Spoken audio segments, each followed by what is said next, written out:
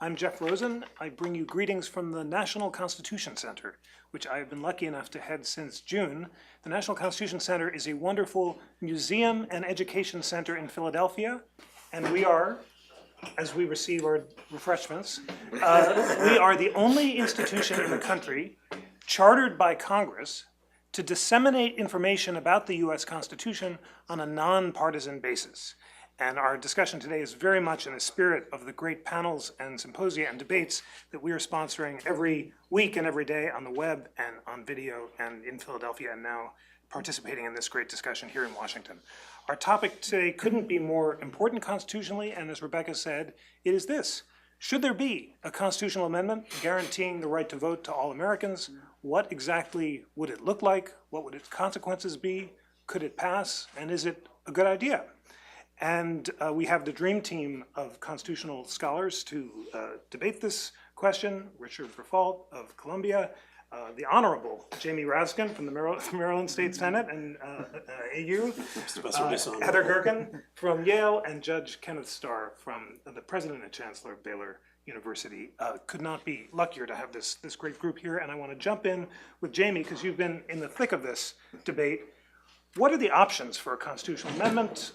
Would it be specific to DC? Would it more broadly guarantee the right to vote to all Americans? What's on the table, and what does the language look like? First of all, thanks to DC Vote, to William and Mary, and Jeff, to you for organizing us together to have this important discussion. Let me try to take a running jump rather than a standing jump at the question and just give a little historical context. The people who live in Washington are the only residents of a national capital on earth who are not represented in their national legislature and parliament. So imagine what it would mean to say that the people who live in Paris would not be represented in the French National Assembly, or the people who live in Mexico City couldn't be represented in the Mexican government, and so on. Just to give you a sense of the human rights implications of the disenfranchisement, which has indeed been going on for 2 centuries, ever since 1801, when Maryland and Virginia had ceded land a decade prior in Congress in the Organic Act, organized the district, and people lost their voting rights for Congress. There's a delegate. Since the early 70s, there's been a non-voting delegate. That's Eleanor Holmes Norton, the distinguished and compelling representative of the people in DC, who's going to be here a little bit later today. And there's also a home rule structure in place. But our subject today is the question of congressional representation. And it's meaningful because the people in DC don't get to participate in all of the national decisions that all other American citizens do, with the exception of American citizens living in the territories, and we'll get back to that also. So that means on questions of war and peace, questions of the federal budget, confirmation of U.S. Supreme Court justices, other federal judges, all matters of federal policy.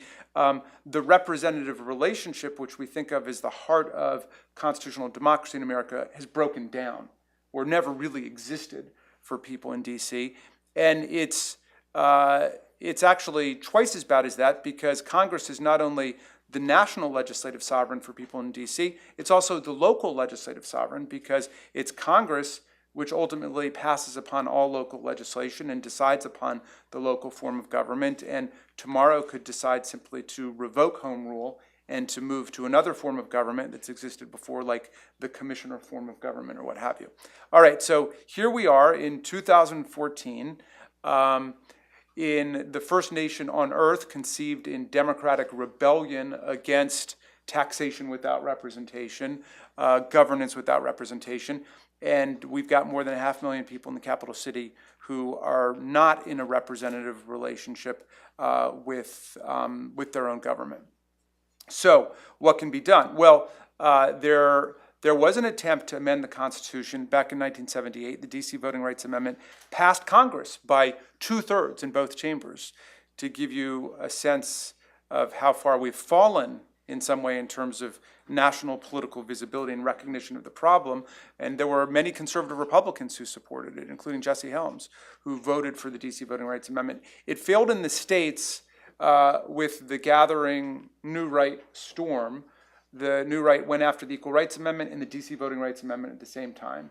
And so I think it was ratified in only 16 or 17 states before it failed. What did the DC Voting Rights Amendment say? DC Voting Rights Amendment said that the district constituting the seat of government shall be treated as though it were a state for the purposes of representation in the U.S. Senate and in the U.S. House. So basically, without removing Congress's police power jurisdiction over the district under Article 1, Section 8, Clause 17, which says Congress exercises exclusive legislation over the district constituting the seat of government, Congress would still control that. Still, the district would be treated as though it were a state for purposes of representation. So that failed.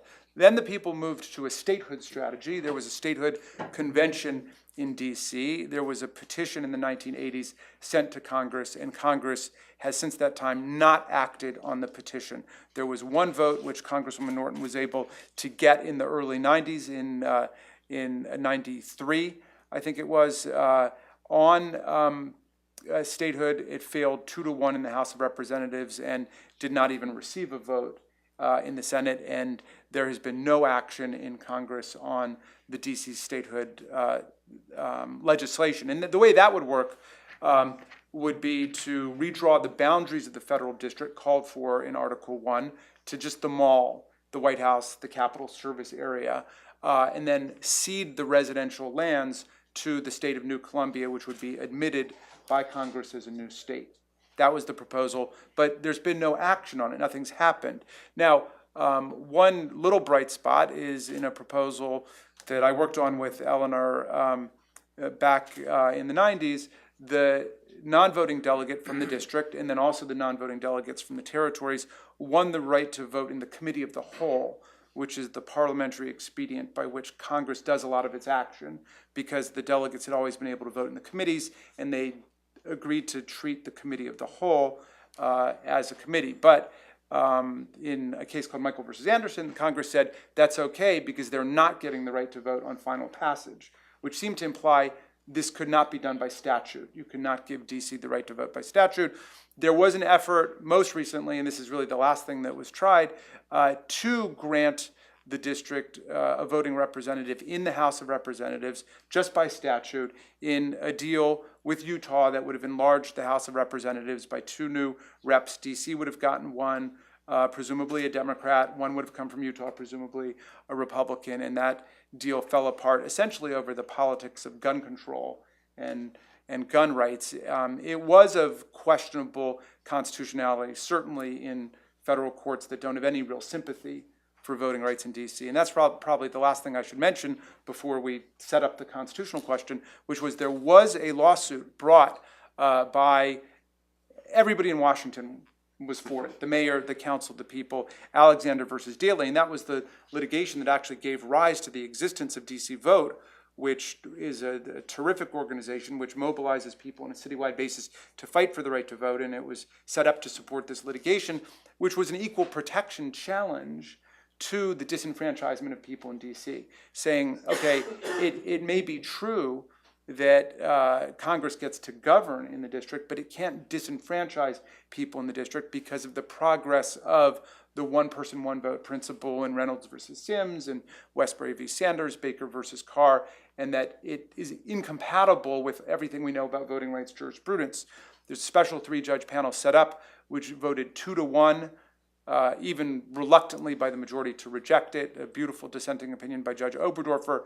It went to the Supreme Court, and just a few weeks before Bush versus Gore, the Supreme Court brushed it aside with only Justice Stevens dissenting from the decision not to take the case. And so basically that's where we are today.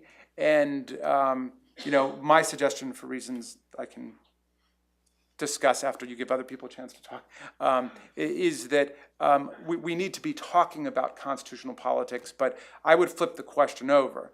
And the question is not, can America enfranchise DC through a constitutional amendment, but can DC help to enfranchise America through a voting rights amendment? Because I think what we've seen over the recent period is the weakness of constitutional voting rights in America, not just for people in DC, but for millions of American citizens in the territories, for millions of disenfranchised ex-felons, people who did their time, served, their sentences, got out, got every other right restored, but are still disenfranchised in 9 or 10 states. And then the weakness of voting rights generally when it comes to issues like the photo ID laws we saw in the Crawford case, the assault on early voting and so on. If we had a constitutional right to vote, which was missing, of course, when the Constitution was written, we would have a much clearer value structure for analyzing these things. And I think that Richard is right when he says, well, it's not necessarily going to solve all of these problems. It's true, but I think it would set up a value structure for beginning to analyze them in a different way than we've seen them analyzed. Wonderful. Thank you for setting us up so well, Jim. He has put on the table a range of constitutional amendments, from a limited DC voting rights amendment to a broad amendment guaranteeing the right to vote to all Americans. Judge Starr, tell us about the history of the voting rights amendments. We have 4 of them, the 15th, the 19th, the 24th, and the 26th. How did they pass, and what can the experience tell us about the prospects for? Well, each arose out, and let me begin by saying thank you as well. I'm very grateful to be here. This is a subject I've thought about for quite some time, and I had the privilege of co-authoring an op-ed piece with former Chief Judge Pat Wald, focusing on how can, in a very instrumentalist way, the people of the District of Columbia be enfranchised in light of the substantial disenfranchisement, which I think most people of goodwill would say that is a terrible and grievous wrong, to be disenfranchised from full participation in the polity. My simple comment with respect to the historical experience that gave rise to each of the constitutional amendments is that each in its own way was the product, as Holmes would say, the experience of the people, and was responsive to a situation beginning with the 15th, obviously, the great evil of slavery and the like, but the 15th Amendment said we want to enfranchise those who have been disenfranchised on grounds of race. It was an extraordinarily bold move. It was extremely controversial, including here in this part of the country. Maryland never ratified the amendment. Governor Marvin Mandel symbolically ratified it. I didn't know the governor had the power to do that, but Governor Mandel spoke with great authority, and so he symbolically ratified the 15th Amendment.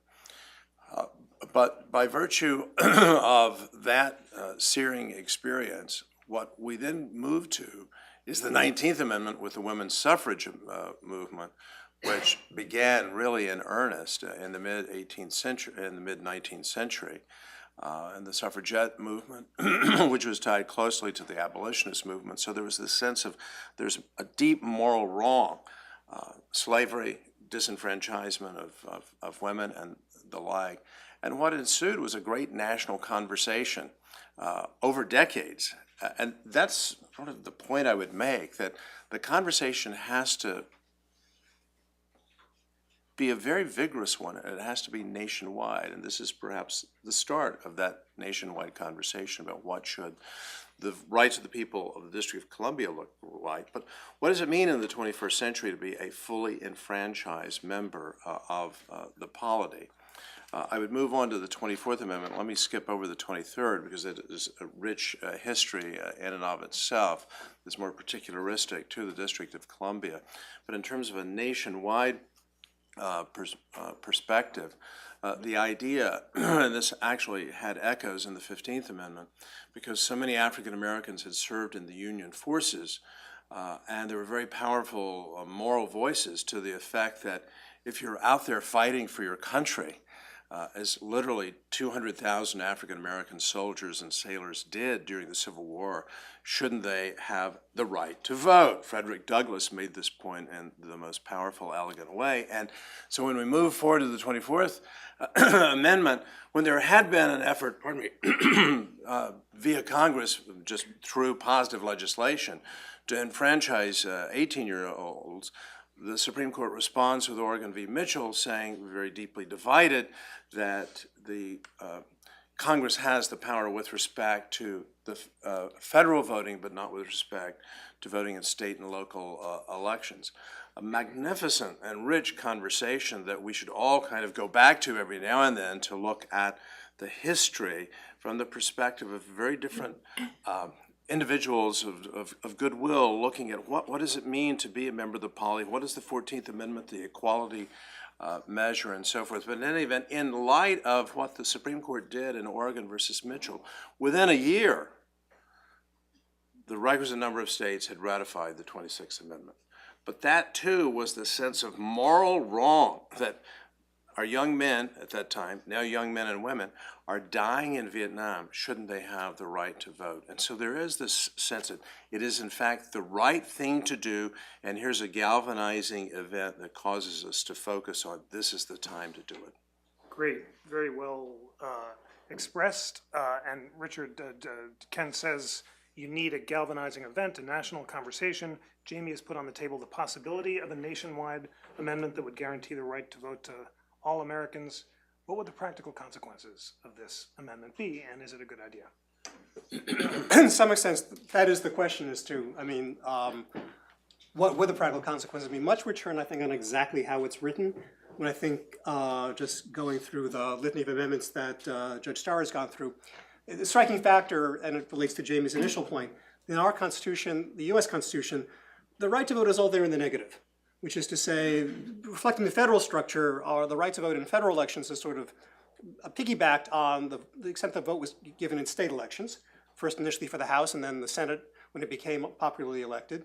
And then the measures, both with respect to federal elections and even state elections, were designed in the negative. The right to vote shall not be denied on grounds of race or on grounds of sex or on non-payment of the poll tax for a federal election or on grounds of age if you're over 18.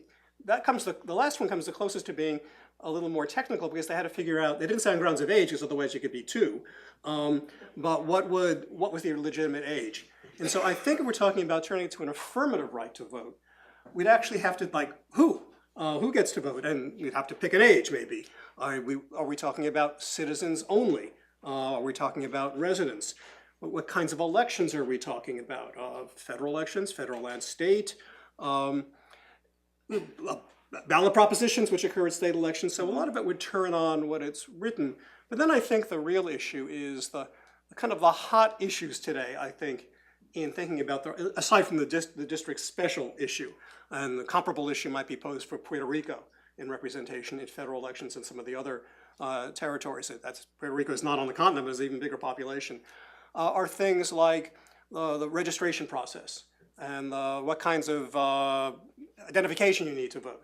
What are the grounds of what early voting, absentee voting, the mechanics of voting, really beginning, particularly since Bush versus Gore. There's been a huge attention to the voting process. I think the proponents of the amendment think that this will cause courts to scrutinize rules that make it harder to vote more carefully. I guess that's the uncertainty as to whether or not, given the fact that at least at the level of doctrine, the Supreme Court has talked about the right to vote as a fundamental right, as the most fundamental right of all, it's highly protected, going back in some ways to the late 19th century, but most importantly since the mid-20th century. And on this I'm actually struck by the issue of the poll tax. The 24th Amendment, which struck down the poll tax, struck it down only for federal elections. It was very narrowly crafted. In some ways it was a descendant of the 15th Amendment because the poll tax had been heavily used for discriminatory purposes. The next year the Supreme Court went ahead and struck down the poll tax everywhere on grounds that violated the right to vote. Not the right to vote in the Constitution, but the right to vote that the court had recognized as fundamental. Now the current court has been clearly less protective of the right to vote in many contexts. But the real question is when right to vote issues under the, we'll call it the 28th Amendment, would it be the 28th or the 29th? The 28th Amendment, come forward, how will the fact that it's there in the text make a difference in terms of resolving these questions of registration standards, voter ID, if state adopts early voting and then pulls back on it, which was a big issue in a number of states in 2012. You don't have to have early voting if you do. When the state government changes and they make it less available, making absentee voting less available, is this going to change how those are interpreted? And that's an open question. The Supreme Court, you could say the right to vote should be as important as the right to keep and bear arms. And the Supreme Court has recognized now protecting the individual right in the Second Amendment. But now we're seeing that through the courts how this right is unfolding, and lots of restrictions are still upheld. And the Supreme Court indeed said that in the Heller case, that a lot of restrictions are going to be upheld. So it's, the real question is what difference will it make given the well-established doctrinal protection of the right to vote? Great. Well, Professor Brevald has expressed real questions about whether a right to vote amendment would make much of a difference. Professor Gerken, let's just squarely ask the question, would it be a good or a bad idea? Yeah, so it's a little bit odd for a voting rights scholar to get up and say she's against amending the Constitution to add the right to vote, but I am against amending the Constitution to add the right to vote. If I had a magic wand and I could do it like that, I'd amend the Constitution and add a right to vote, including a right for DC voters. But I think that the problem with the move to amend is that it sort of, I think it's quite counterintuitive if you think about it just for a minute. So a lot of my work is on what I call the here to there problem. So we have lots of ideas of what, I agree with everything that Jamie said about what's wrong with the here. And I would love to see the world that Jamie wants to produce with the there, but it's the getting from here to there that is a really tough slog. And I don't need to tell any of you that because you've been working on a discrete issue that turns out to be incredibly hard to get through. Well, that's true of all election reform. And because in most cases for election reform, the people who know the most about reform and the people who care the most about reform are the elite politicians who want to oppose reform, unless it's only in their interests. And the thing that I find so puzzling about the move to amend the Constitution is that the groups that are behind it have had no success or very little success in state legislators and Congress. And so it's sort of like someone who's driving in traffic, can't find a turn, is in a traffic jam, and says, well, let's try for a moonshot then. This right to vote will only go through the same state legislatures and the same Congress that at this point won't even give them smaller things. So the idea of getting the right to vote through Congress and the state legislatures is really tough. Now, the response has always been, if we have the right to vote, which obviously deeply resonates with the American people, it's up there with motherhood and apple pie on the polling front, we'll build a giant coalition that will rise from the grassroots and push the right to vote through and force politicians to do the right thing. And I would love if that were true. And I would love for that to happen. And maybe people as charismatic as Jamie can get it done, but I have my doubts. And the reason I have my doubts is that when you look at the history that Judge Starr was describing, these movements to vote tend to be part of a broader national conversation and a broader movement involving concrete harms of recognition. So suffrage, the right to vote for African Americans, those were about identity and belonging. The civil rights movement, which really made the right to vote meaningful for African Americans, came through a social movement that wasn't just about the right to vote. It was about a broader societal change in how we recognize people. The trouble with the right to vote abstractly is that it doesn't resonate in that same way. So most Americans are in favor of it. But if you ask people, are you going to get out in the streets to protest? The answer so far has been no. And that's in part because it's a little abstract. So, we can tell people, look, the right to vote is really going to matter to you. All the things you care about, the economy, healthcare, those things are shaped by our election system, but it's one step removed for the average everyday person. And so for the average American, it's just too diffuse a harm to get people out there. There's a problem with political elites. So most times movements don't actually kick in until you can get political elites on board. You need some group of self-interested politicians on your side. And with the right to vote, you have this, you're sort of whipsawed by this dilemma. On the one hand, you write something really generic. There shall be a constitutional right to vote, and Congress can enforce it. That's usually what the generic thing looks like. Well, that just gets you to Richard's problem, right? That all the concerns that we have about getting something meaningful through the courts, it doesn't really get you that much. Congress doesn't seem ready to act. It already has a fair amount of authority, and it doesn't do anything. So it's not clear that giving it the power to enforce the right to vote gets you there. The other alternative is you put your laundry list of the goodies that you want. So you add felon disenfranchisement, you add we're against partisan gerrymandering, you add we want to change the election administration system so it's extremely well run. So those are all, really good things. The trouble is each one of those things that puts you gets your tent, makes your tent bigger, is also going to get a huge big tent on the other side. So you work on felon disenfranchisement and you run into the sort of people who want to be tough on crime. Partisan gerrymandering, if that's in your goodie list for your right to vote, well then you've just ensured that every state legislator and every member of Congress is going to be against it because they are in favor of partisan gerrymandering, at least where they're the partisans engaged in the gerrymandering. So I think if you're thinking about, do you want to be part of this big tent? DC Vote actually has a fair amount of political muscle and organization compared to the average voting group. The average good governance group is not, got a lot of sway right now, and they don't have a deep grassroots support. And the harms that you have are concrete. I mean, just when Star articulated them, they're concrete and they're serious, and there's something deep that are deeply resonant. If you move into the big coalition, it's going to get in this area where it's much more diffuse, has a lot broader sets of interest groups, it's much more abstract. I'm not sure if I had the money and the muscles, if that's where I would think that's going to be the path to getting DC a right to vote. I would think that that's a path to spending a lot of time and maybe getting a little change at the bottom, but it's not likely to change anything in the long run. So it wouldn't be the path I would choose generically, and it certainly wouldn't be the path I would choose if I had your political muscle, because I think as deeply important as the right to vote is, that we are not, it is a here to there problem. It's going to cost us too much to get there. I think it may even be impossible, but again, maybe Jamie could do it. But even if we get there, it doesn't get what you want out of it. And so for the reasons that Richard articulated, that the game is not worth the candle, the payoff is not worth it. Great. So, Jamie, you started us off with great optimism and enthusiasm. And all of your colleagues have thrown a big wet blanket over your proposals. Judge Starr and Heather say historically there's no precedent for an amendment actually passing without grassroots support. Richard said it wouldn't make any difference.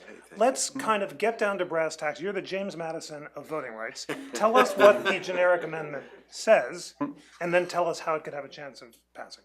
Or else we could all just go home and take a nap after this presentation.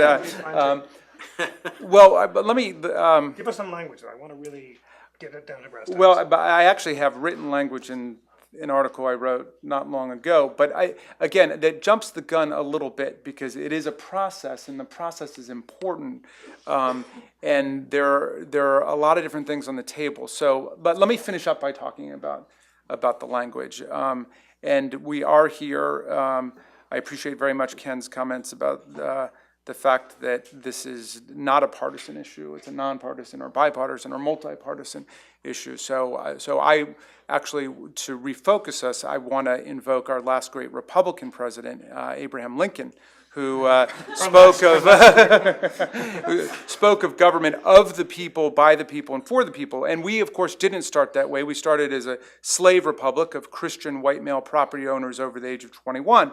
And most of our constitutional development since the Bill of Rights, most of it has concerned perfecting the electoral political process and opening up the franchise and the vote to people who were excluded.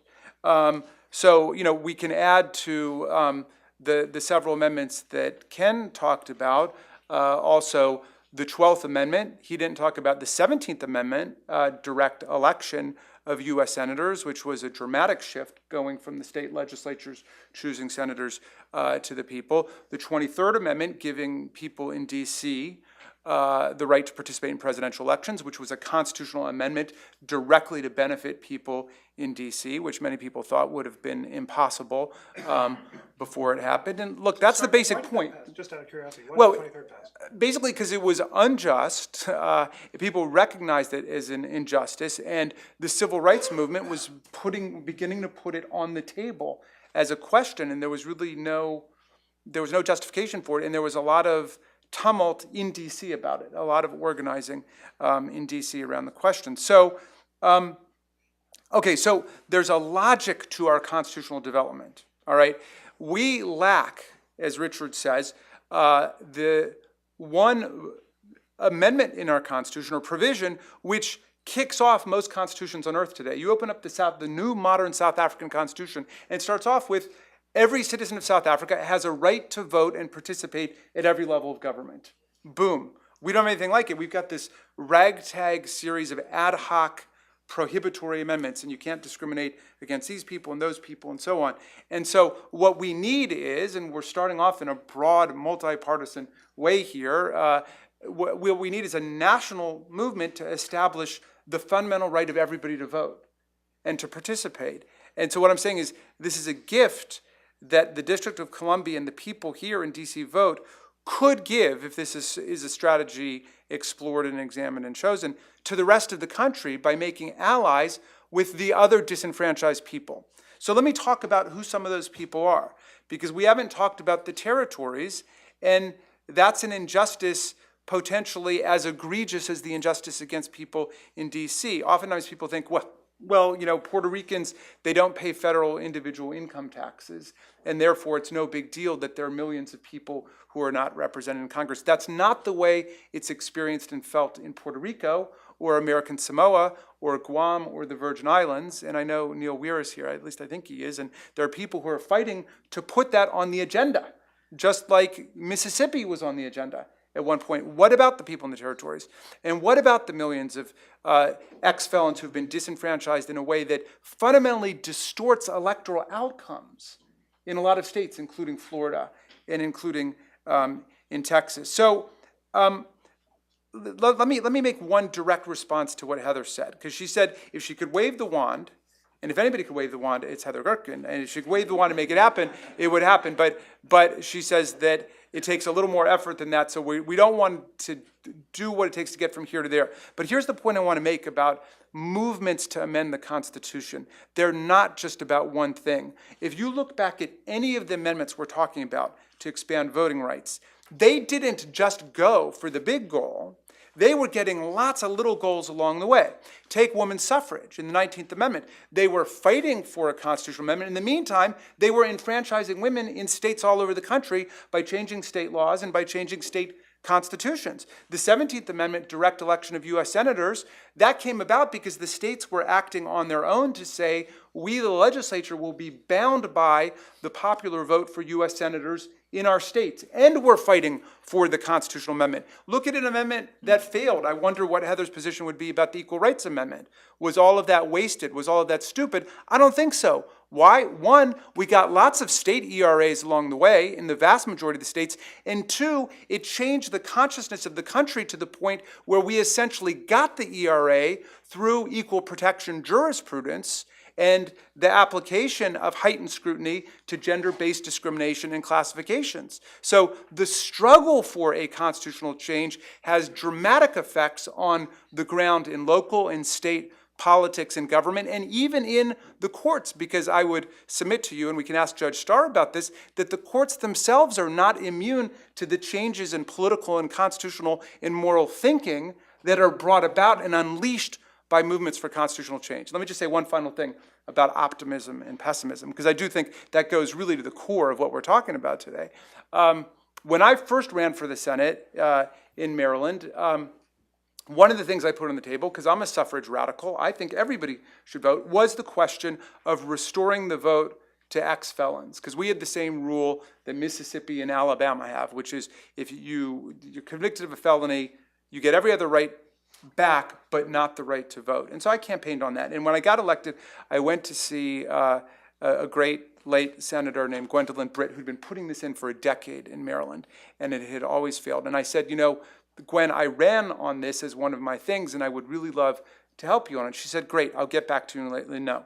And 3 weeks later, I still had not spoken on the floor of the Senate. She came back to me. She said, Jamie, I got the ex-felon voting bill out of committee, and I'd like you to be the floor leader on it, if you would. And I said, oh my God, I'm so honored and thrilled and delighted. And she said, well, don't be that honored. You're the only white senator willing to do it. And I'm like, okay, well, I'll take it however I can get it. So the minority leader gets up and says, the Democrats want to give the right to vote back to murderers and rapists and armed robbers and arsonists and terrorists, and reads down the whole list of felonies, and Gwen turns around and says, okay, you can get up now, it's your turn. But I had an argument for them, and it was based on having knocked on 13,000 doors in my district. And I said, you know, the vast majority of people who are going to be reenfranchised under our legislation, unlike the people you're talking about who are never going to get out of prison, are in for nonviolent offenses. I said, take one of my constituents, for example, Jack Abramoff.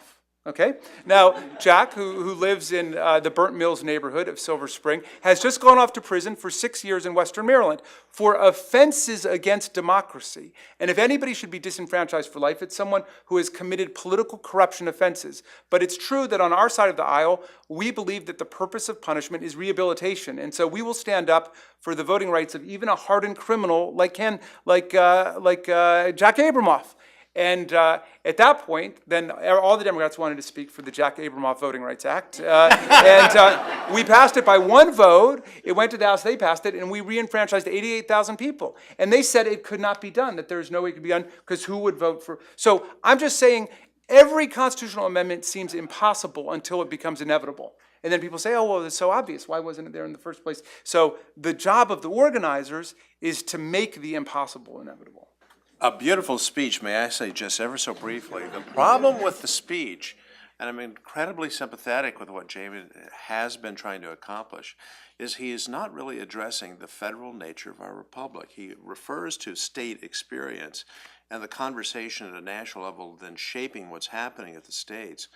But the difficulty with the modern day contemporary constitutions is that most of them are not steeped in the deep federalism that we have, that all of the justices of the Supreme Court, depending on what the issue is, every single justice will get on his or her high horse to defend the federal structure of our republic.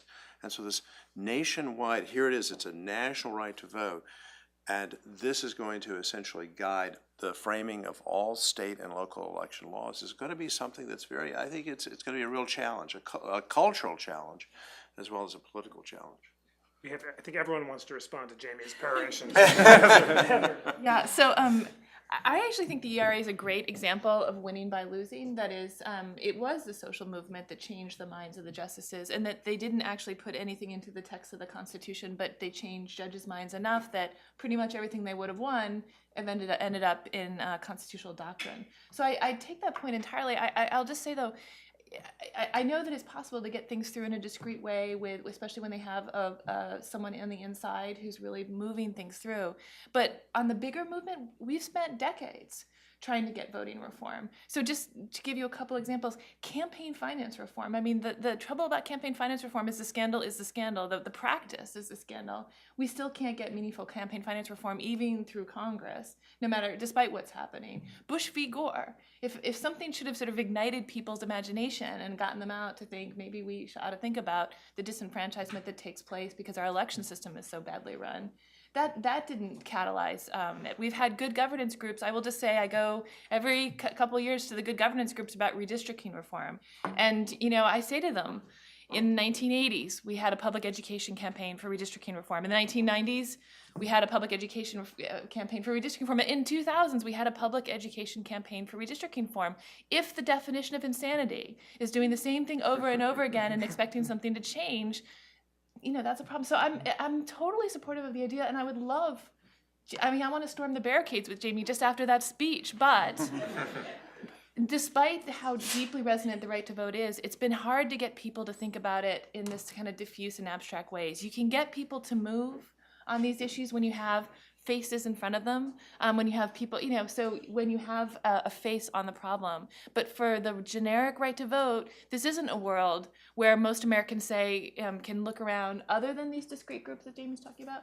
But for, just a generic right to vote, they actually go vote every week. Not every week, it seems like every week. They actually go out and vote on a regular basis. They don't see the disenfranchisement that's taking place. There are these problems about these more discrete groups, and I have more faith that the discrete groups with concrete harms and faces on the harm are going to get their reform through than I do for some kind of broad, abstract, diffuse right to vote. Please respond as you please, and pick up, if you will, on Heather's point. What amendment is most likely to pass? If there were a discrete amendment, and if we don't storm the barricades with Jamie with a broad one, what's the discrete amendment that could actually pass? I just want to think about, it seems to me there are two separate issues on the table. They don't, although we're putting the right to vote on both of them, they're really two, not quite, but almost unrelated. One is what comes out of the federal structure, which is the participation in federal elections for federal office, which the Constitution has locked onto states. So there's a whole bunch of territories or physical areas in the United States that aren't states. That's a special problem. The district, Puerto Rico, Guam, etc. That's not going to be cured by a national right to vote, because we still would have the national right to vote for what in the Constitution, unless we take out the part that says states. That's a separate issue. If you take out the part that says states, and the House of Representatives is no longer composed of representatives of the states, and the Senate is no longer composed of representatives of the states, and I'm not sure if it's not, I don't know what the Senate does. And the Electoral College is no longer composed of the composition of the states, again, plus the district through a special constitutional amendment. You haven't accomplished anything unless you change that. That's one issue, which is the part of the United States that's not in states. The part that's in some sense in tension, and is probably not going to be a state. I mean, originally we were able to deal with the territories for a long time because the territories eventually became states. Now we have some areas that are permanently non-states unless they become states, and it's not clear that they will. So you need a separate strategy for that, and then maybe one at a time, whether citizens of the district get to vote through Maryland or some other thing. That would be one possibility. That's the district problem. The other problem of the right to vote is, okay, what's the disenfranchisement problem in the United States today? Most people actually have the right to vote. And to my mind, it's sort of, maybe it's probably more than three, but I'll focus on three big groups. The biggest group in the United States that can't vote are non-citizens. There are millions, except in Tacoma Park. There are millions of non-citizens, of resident aliens, people here for a very long time who can't vote. Some jurisdictions actually want to enfranchise them, and it's not clear that they can.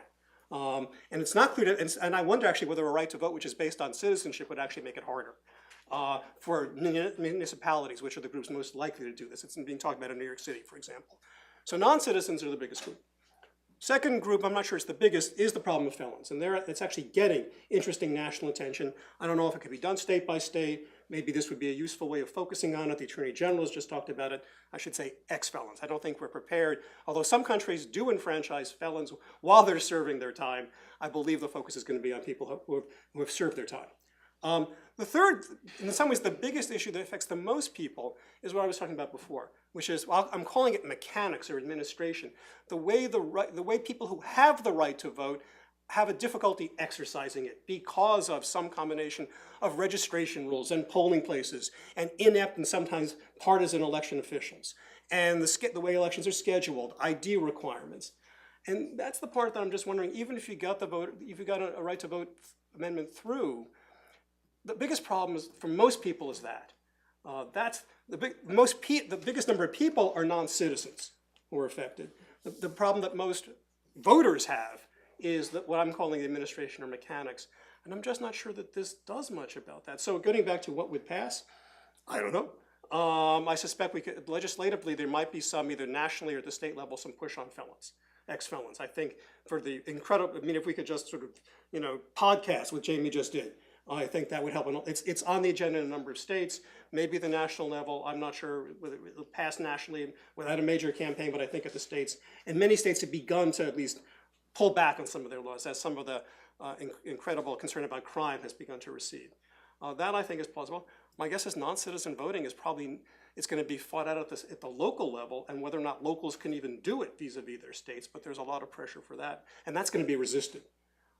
Administration, I think, Bauer Ginsburg report and many other things, this is also tied up with partisan politics. At least some people view that some political groups will be more benefited by others by changes in the rule. I'm not sure how that's going to go. So I did not answer your question at all. I just put my own question on the table. I apologize for that, but I think it's two issues. And I think what works for one might not even help the other. And the other, which is the representation in the national government of entities that aren't states. That's a question we're thinking about, but I think it's a separate amendment if there's going to be one.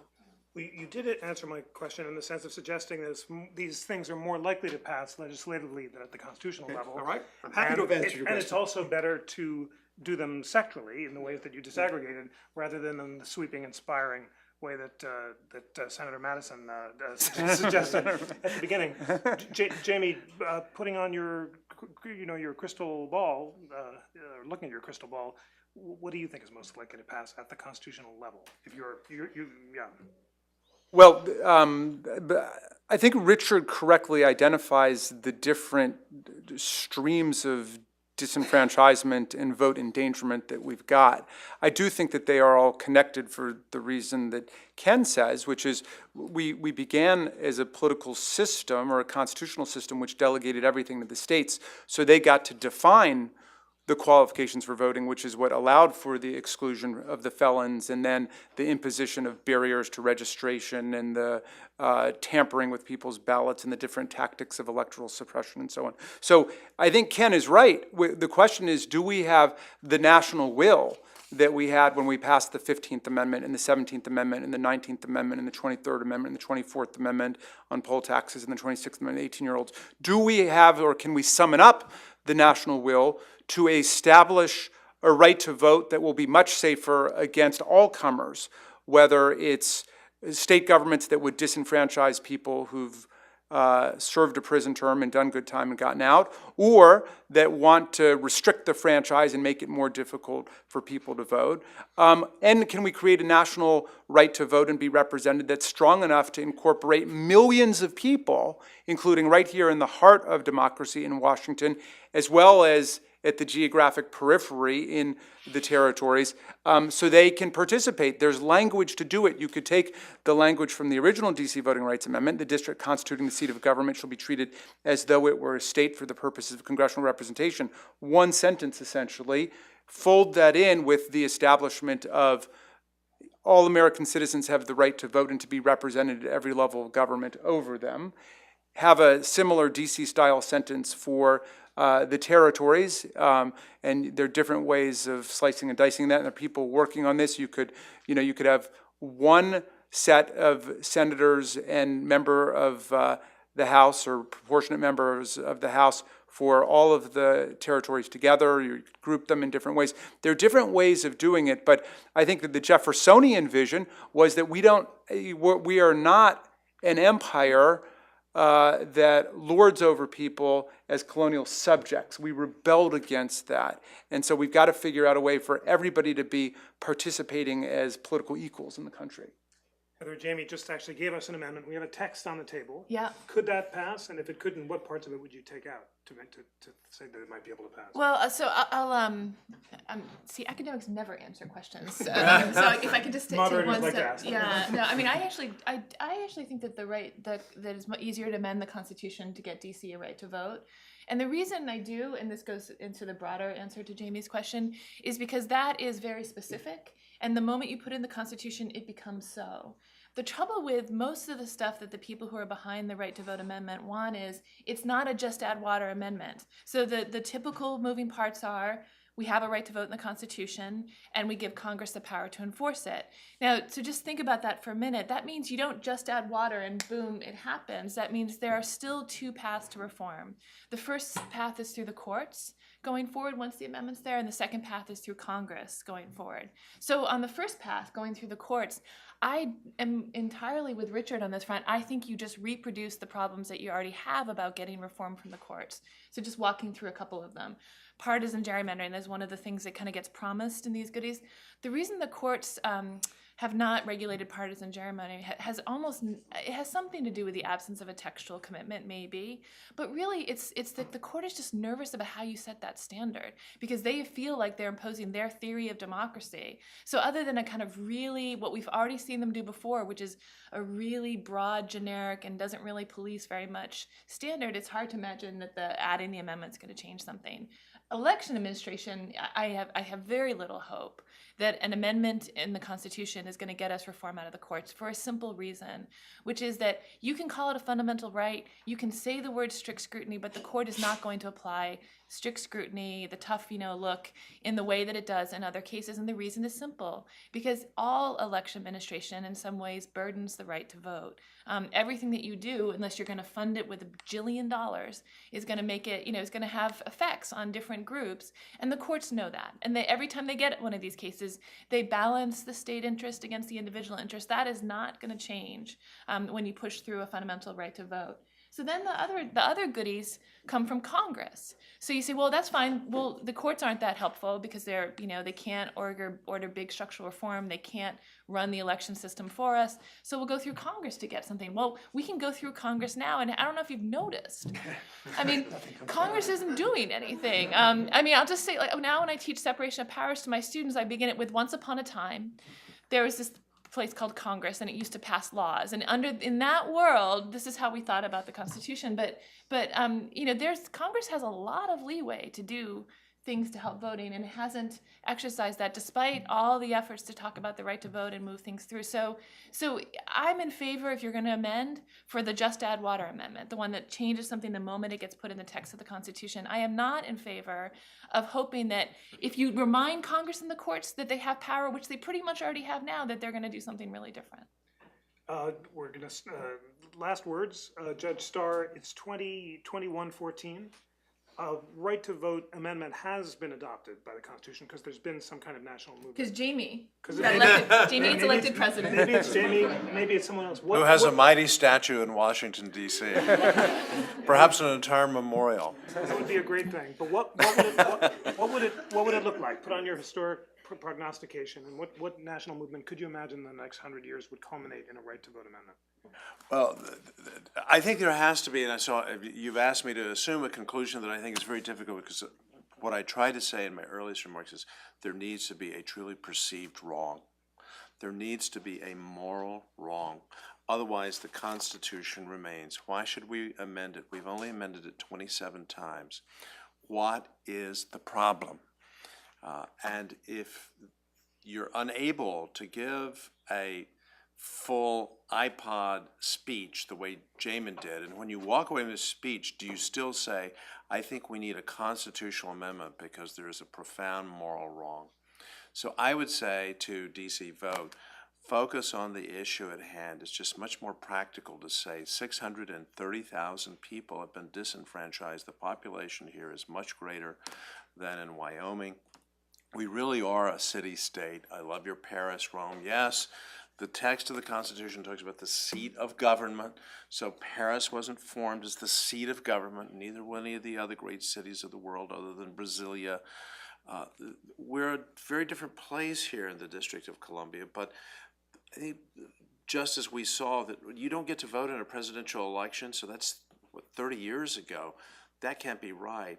As time goes on, I think it will sink in that people say, yeah, just as we've focused on 10 years ago, let's at least give the delegate the right to vote in Congress by legislation. It was questionable, right, constitutionally, because the text points in favor of, if you're going to change something as fundamental as the right to vote at the seat of government, you need a constitutional amendment. It is the better argument. I think it's presentable that you can do something legislatively, but if we're talking about a constitutional amendment, let's treat everyone the same. I realize that doesn't help us with the territories, but the territories are just different, right? They're just different. They're faraway places with strange sounding names. We're talking about 650,000 people. I just increased the population. But it's growing. And so I would say in the next century, I would not be surprised to see that amendment. I'd be very surprised to see an amendment that doesn't reflect the experience of the people, the Holmesian reminder. I know he could be profoundly wrong, but as to this, he was absolutely right. A page of history is worth a volume of logic. And that history of the experience of the people means what is right, and for the American policy, we want to do things that in fact are right and fair and just. That, I think, has a chance in the next century of being ratified. Richard, do you agree? Will there be a right to vote amendment in the next 100 years of some kind or not? I don't know. I'm a poor prognosticator. I think more likely, and it requires some political changes, is there might be a new Voting Rights Act. I mean, there's two things. Again, I got my two things on the table. I think there might be a new Voting Rights Act that tries to address some of the election administration problems, and maybe felons, ex-felons. I think that with some hybrid of, I think there is a moral sense about that there really is a right to vote and should be. I think most people think we have it, except that it gets frustrated through the voting process. Right. And maybe voter, I mean, I think there's increasing dissatisfaction with voter ID and the Supreme Court decision there. And I think it wouldn't surprise me if in the next, not in the next 2 years, but in the next 10 years or so, we got significant legislation that tries to do a major fix-up of the voting administration system, about how we actually vote. I think more complicated, but it wouldn't surprise me either, is if we got some, whether by an amendment that does the Ed Water amendment that Heather's talking about, or an amendment that empowers Congress to somehow figure out the representation of the non-states in the United States. I mean, we now have reached a stage where the district has always been with us, but I think people are aware that there is a democracy problem and it not being represented. We now are having some territories that appear to be permanent territories, unless they leave. I guess Puerto Rico, there's a live possibility, although I don't think likely. So we have to, I think at some point, there's the similar democracy issue will require that we think about how the non-states are represented, whether we make them into states, we make them all into one state, or for purposes of congressional representation. But I do think at some point we need to think through that, and it wouldn't surprise me if a discrete amendment on that was passed too. Maybe even got, but I think the voting issues within the states, whether for state office, state and local office, or for federal office within the states, my guess is that's more likely to be addressed legislatively. Great. Last word to Senator Raskin. You have inspired us, but I want to ask practically, will there be some kind of right to vote amendment on the Constitution in the next 100 years, and what will it look like? But I think definitely on the agenda for this century. The question is, how long the people of D.C. and the territories are willing to wait, but also to what extent can they connect what is a serious political and moral and existential crisis for people who live on a disenfranchised basis with the real weakness of the right to vote that we've seen as recently as the Supreme Court decision striking down Section 4 of the Voting Rights Act. We act as if somehow the Supreme Court is zealously out there defending people's voting rights, and it's not. It's actively undermining congressional attempts to do that in the Voting Rights Act. So, now that I have one foot in academia and one foot in the world of politics, I see academics sometimes from the outside, and I feel like that in kind of undermining the people's vision for the need of a constitutional amendment, we're not dealing with the reality of their situation. The people who are talking about a constitutional amendment are basically not constitutional lawyers and law professors, but they're people who have a practical need, a necessity to deal with, like a crisis-type situation. And so it's not a kind of finger-painting exercise that people are engaged in. They're trying to solve real-world problems. And it looks like not much else is working for people. And I think that that's where the prior constitutional amendments have come from. We began with a kind of political straitjacket on the people, and we have consistently opened it up. And I think we got to keep going because, as Tocqueville said, if there's one rule in the history of voting rights and democracy, it's essentially you constantly expand or you contract and you die. So we got to keep the train of democracy rolling in this century. Ladies and gentlemen, please join me in thanking our panelists.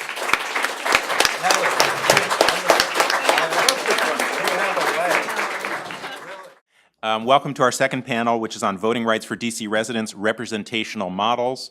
The first panel focused, of course, on the issue of a possible constitutional amendment for D.C. voting rights. We're going to shift our focus or broaden our focus to consider some insights from economics and political science and practical politics, and we have a wonderful panel to help us do so. I'm just going to briefly introduce our panelists, each of whom is going to give some opening remarks, maybe 10 minutes or so, and then we'll go to exchanges among the panelists, helped along, I hope, by vigorous questioning from the audience. So let me start just to my immediate left. We have Mary Che, who is the Elise Zenoff Research Professor at GW Law School, where she has taught since 1979. She's an expert on many areas of the law, including criminal procedure and national security law. But most folks here probably know her best as a member of the D.C. Council, where she has represented Ward 3 since 2007. She's been an enormously active and effective member of the Council, introducing nearly 1,000 bills and resolutions during her tenure. I learned from Wikipedia last night, if it can be trusted, and has led many important investigations, including one about problems with electronic voting in the 2008 election cycle, to bring it a little bit closer to our topic today. So it's great to have Councilmember Che with us. To her left, we have David Schleicher, who is an associate professor, who instructed me on how to pronounce his name, but I garbled it anyway, who's an associate professor at George Mason Law School, where he's taught since 2008. He is an expert on election law and local government law, and frequently publishes material not only in leading law journals, but also in popular publications and on many blogs. And to his left is David Fontana, Another GW law professor, we've got George Mason outnumbered 2-1. David is an associate professor at GW Law School where he has taught since 2006. He is a constitutional law scholar and an expert particularly on comparative constitutional law, as well as criminal procedure. So with that background, let me turn it over to Councilmember Che to start us off. Thank you very much. The issue that I want to address primarily is the arguments that have blunted our claim for voting representation in Congress and indeed for statehood. The problem that we have is underlined by something that Professor Gerken said in the prior panel, that sometimes these issues seem too abstract, and it may not necessarily sort of generate the kind of fervor that other kinds of movements or efforts have generated. But another headwind for what we want to do here, and there is disagreement about what we should do and how we should do it, that's to be sure. But another set of arguments have come about in different notions about how we are in fact taken care of or represented already, so that it's not such a big deal. One of them is a more theoretical argument that you can have representation without having democratically elected representation or voting representation. And in that regard, you know, there's reference to international bodies where someone might be a representative, let's say, of a country and not having been elected, and therefore they are still legitimate, they're still accountable. That analogy falls down rather readily because in that kind of context, of course, that person is appointed from a body itself that has legitimacy and accountability, and it can't really relate to the situation that we have in the District of Columbia. Another argument flows out of the fact that in the reverse statement of it, the court has said, you know, the part, like a state, can't control the whole, the entire government, the federal government, and that comes out of a case, McCulloch versus Maryland, and the court said, well, a state can't tax federal instrumentalities, and made a big point about the smaller part can't be accountable to the whole because the smaller part is just the smaller part, and all of the other people are not represented there. Well, that has led some people to think of an argument in reverse. Well, gee, the District of Columbia, after all, it has a delegate to Congress, but it has all of the members of Congress who can take care of it. We have all of these, aunts and uncles that help us, and so we should be really happy about that. Now, while theoretically that could be true, there really is, of course, no accountability. In fact, it works the other way. We have repeatedly had situations where members of Congress will use the District of Columbia as kind of a plaything. Former Speaker Newt Gingrich identified the District of Columbia as a laboratory where Republicans, he was encouraging them to try it out, for experiments like school vouchers or different tax policies, like we're a petri dish for concepts that they may have. And more recently, Senator Rand Paul observed that the control over the district gave Republicans the opportunity to draw attention to issues of national importance. In other words, let's make this our particular showcase. So that argument, in reality, tends to fall down quite readily. But there are related aspects to this, and the idea is that we're not really politically powerless in the District of Columbia, and this has a couple of parts to it. The first part is that we have proxies in the District of Columbia who kind of take care of us. We have these elites, the elites that any jurisdiction might have, I guess, but also elites who themselves were members of Congress and who decided not to go home and to stay here and become lobbyists or whatever they do. So these people are seated all throughout the District of Columbia, and they will take care of us. I don't know why someone would think that, but for example, then Judge Scalia thought that. That was his opinion in the case United States versus Cohen. And he was saying that that really is a way for us to be adequately represented. I don't know what he was thinking. I don't know how more naive someone could be. The elites that I know of, the people who have stayed over after their service of some kind, in my own experience, no offense to anybody, but in my own experience, those are precisely the folks who tend to be most indifferent to the District of Columbia, most focused on other issues and definitely not the District of Columbia. So that argument on the ground doesn't hold water. Another argument that's put out there about this is that it's a kind of a results argument. And it flows out of an analysis, again, a sort of a backward way to get at it. The court, in a case called City of Claiborne versus Claiborne Living Center, had to decide whether it was going to apply a heightened form of review to discrimination against people based upon mental disability.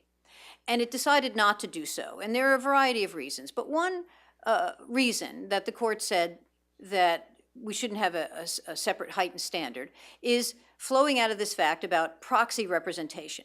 That people who are mentally disabled have others who care about them, and they're going to be out there, agitating in their favor. Well, we just talked about that. But the other part of that was that you can see how well people who are mentally disabled have done with their proxies. And the recitation was all of the modern laws that are in favor of protecting, helping, et cetera, people who are mentally disabled.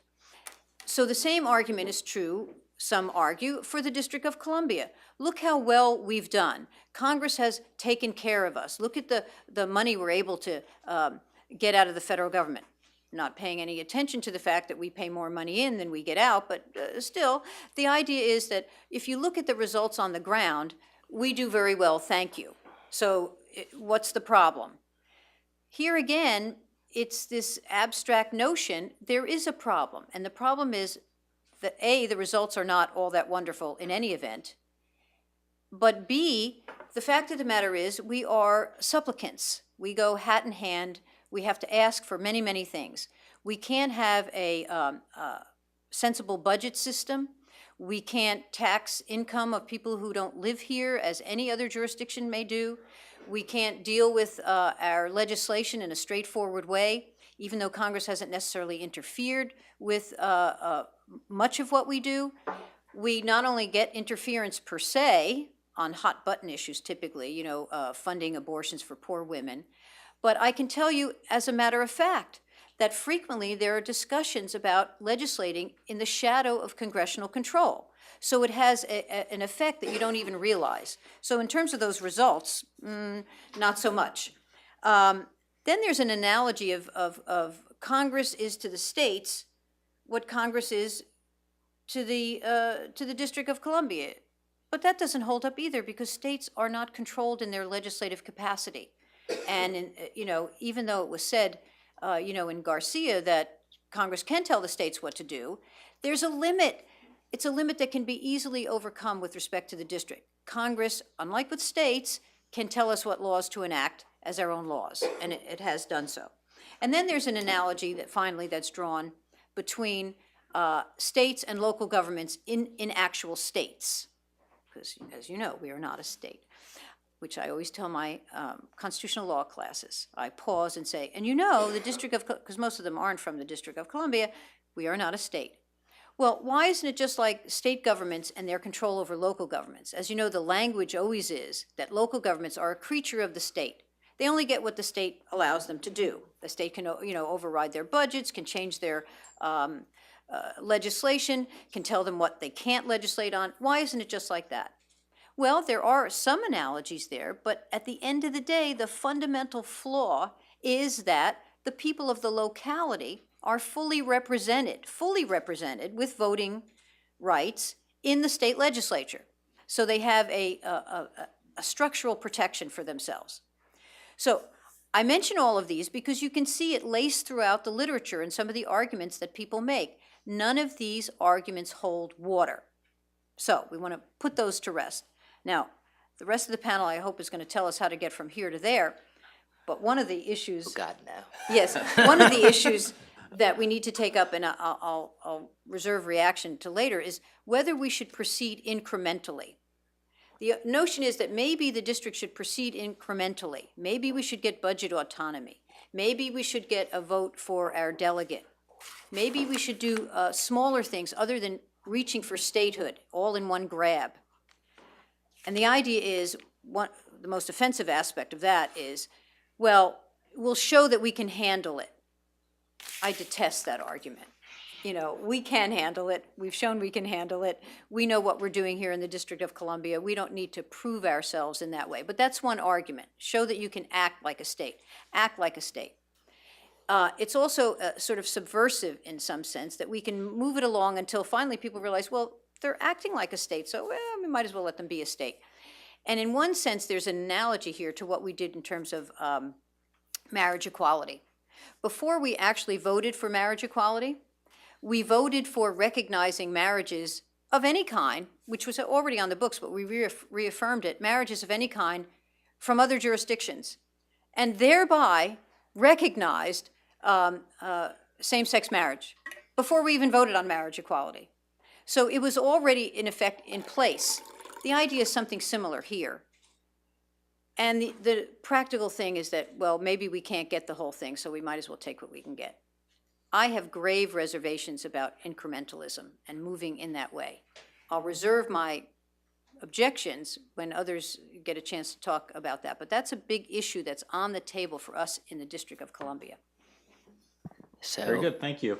Go ahead, David. So, note that Mary has already reserved some rebuttal time. yeah, I know, it's good, it's good. Her disagreement with you, but When go right ahead. when Mary said, "I hope something practical comes from this side of the table," you saw two academics' face turn completely ashen. I want to talk a little. I think that putting statehood on the agenda is an important and useful thing to talk about, because one thing I'm going to talk to you about is about how unique DC would be as a state if it became a state. So if I'm a DC resident, and if What ward? Ward 2. I'm in Jack Evans district. Yeah, so you don't have to listen. Yeah, David's one of your residents though, so it's okay.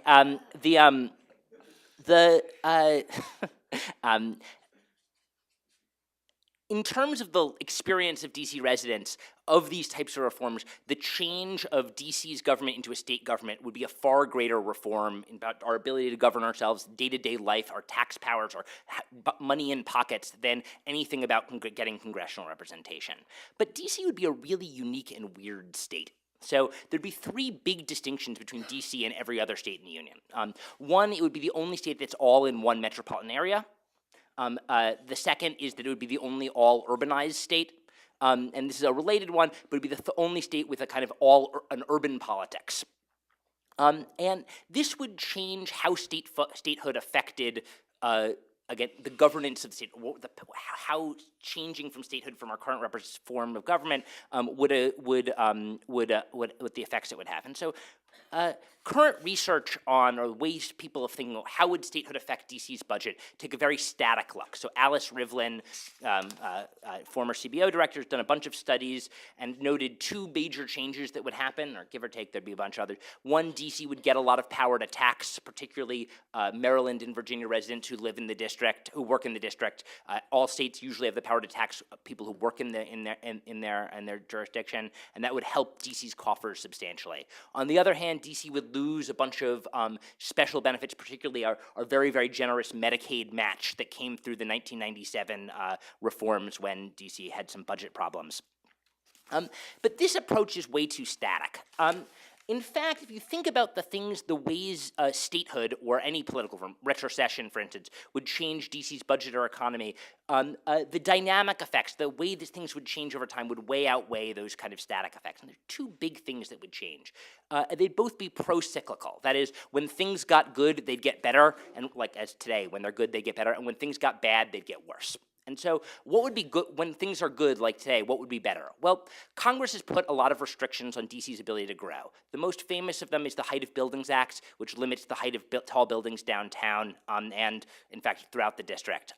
This substantially limits the ability of DC to respond to the increased demand for housing and office space here. DC has the tightest office market in the lowest vacancy rate of any office market in the entire country. It is one of the most expensive housing markets. All of these are a product of a lack of supply of housing and office. Partially, this is a result of the Height of Buildings Act. So absent that, and if we got statehood, the Height of Buildings Act would almost certainly be unconstitutional. We could talk about that, but it almost certainly would be. And so there'd be added ability to grow. On the other hand, if things got bad, there'd be much less ability to be bailed out. So because DC is all in one metropolitan area, and because it's all one center city of one metropolitan area, it's subject to risk. If terrorist attack in Washington, if somehow there's a deregulation of the legal market, so look, DC has a ton of lawyers, deregulation of the legal market would be terrible for DC because we'd make so much less money. Lobbying reform, any variety of things that could affect the DC economy.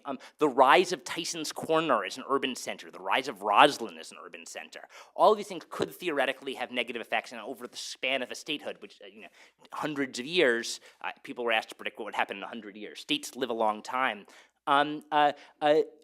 States don't get bailed out by the federal government. So since the 1840s, we have a very, very strong federal policy of not bailing out states when they run into fiscal troubles. DC, on the other hand, when DC ran into fiscal troubles in the mid-1990s, was able to get federal benefits. I mean, this is a very complicated act, but it's and so the effect of this would be that it would be cutting some of the safety net DC has at statehood. The other major change that statehood would have on or the way DC would be different from other states is its politics. So DC, for those of you who vote here, know there's not much point in showing up for general elections because the result is predetermined. This is what political scientists call second-order elections. Almost everyone in D.C. is a Democrat, and so they prefer President Obama, and then they vote for Mary or whoever else when they vote in city council elections.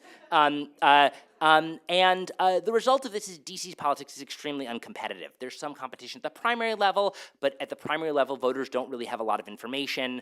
They don't have the easy heuristics we have at the national level, so if you know what a Democrat or Republican is, you can actually vote pretty well, even if you don't know who anything is. When I go to vote in the city council races, I'm a local government law expert. I know who my representative is, and I have feelings about him, but then there's a whole bunch of other things going on, and it's very complicated, and the informational burdens we put on voters are very, very high.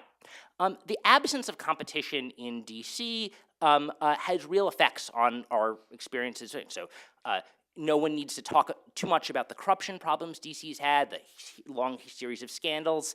This is largely a result, or at least completely plausibly a result, of the fact that we don't have an adequately competitive political process.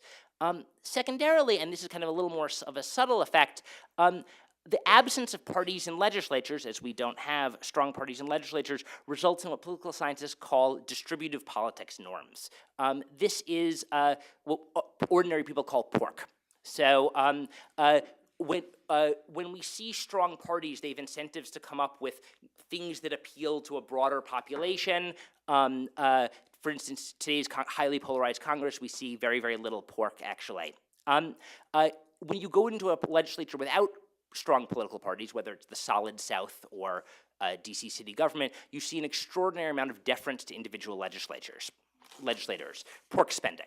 In DC, this is particularly felt in something we call aldermanic, or in Chicago they call aldermanic privilege, which is the deference to individual city council people of specific things in their district. And this has a major effect, particularly on development politics in Washington. So again, I've noted DC as one of the tightest housing markets, tightest office markets, and we really don't build up to the Height of Buildings Act in many parts of the district, particularly in high demand areas. So upper Northwest, particularly where property values are really high. Why don't we? Well, we defer to the political decisions of the people in those districts. Why don't the people, the angry residents of Ward 2, who pay too much in rent, say, storm the barricades, or to be using of Ward 3, and say, why don't we build some apartment buildings there? Well, it's because we have a political process that defers the interests of people there.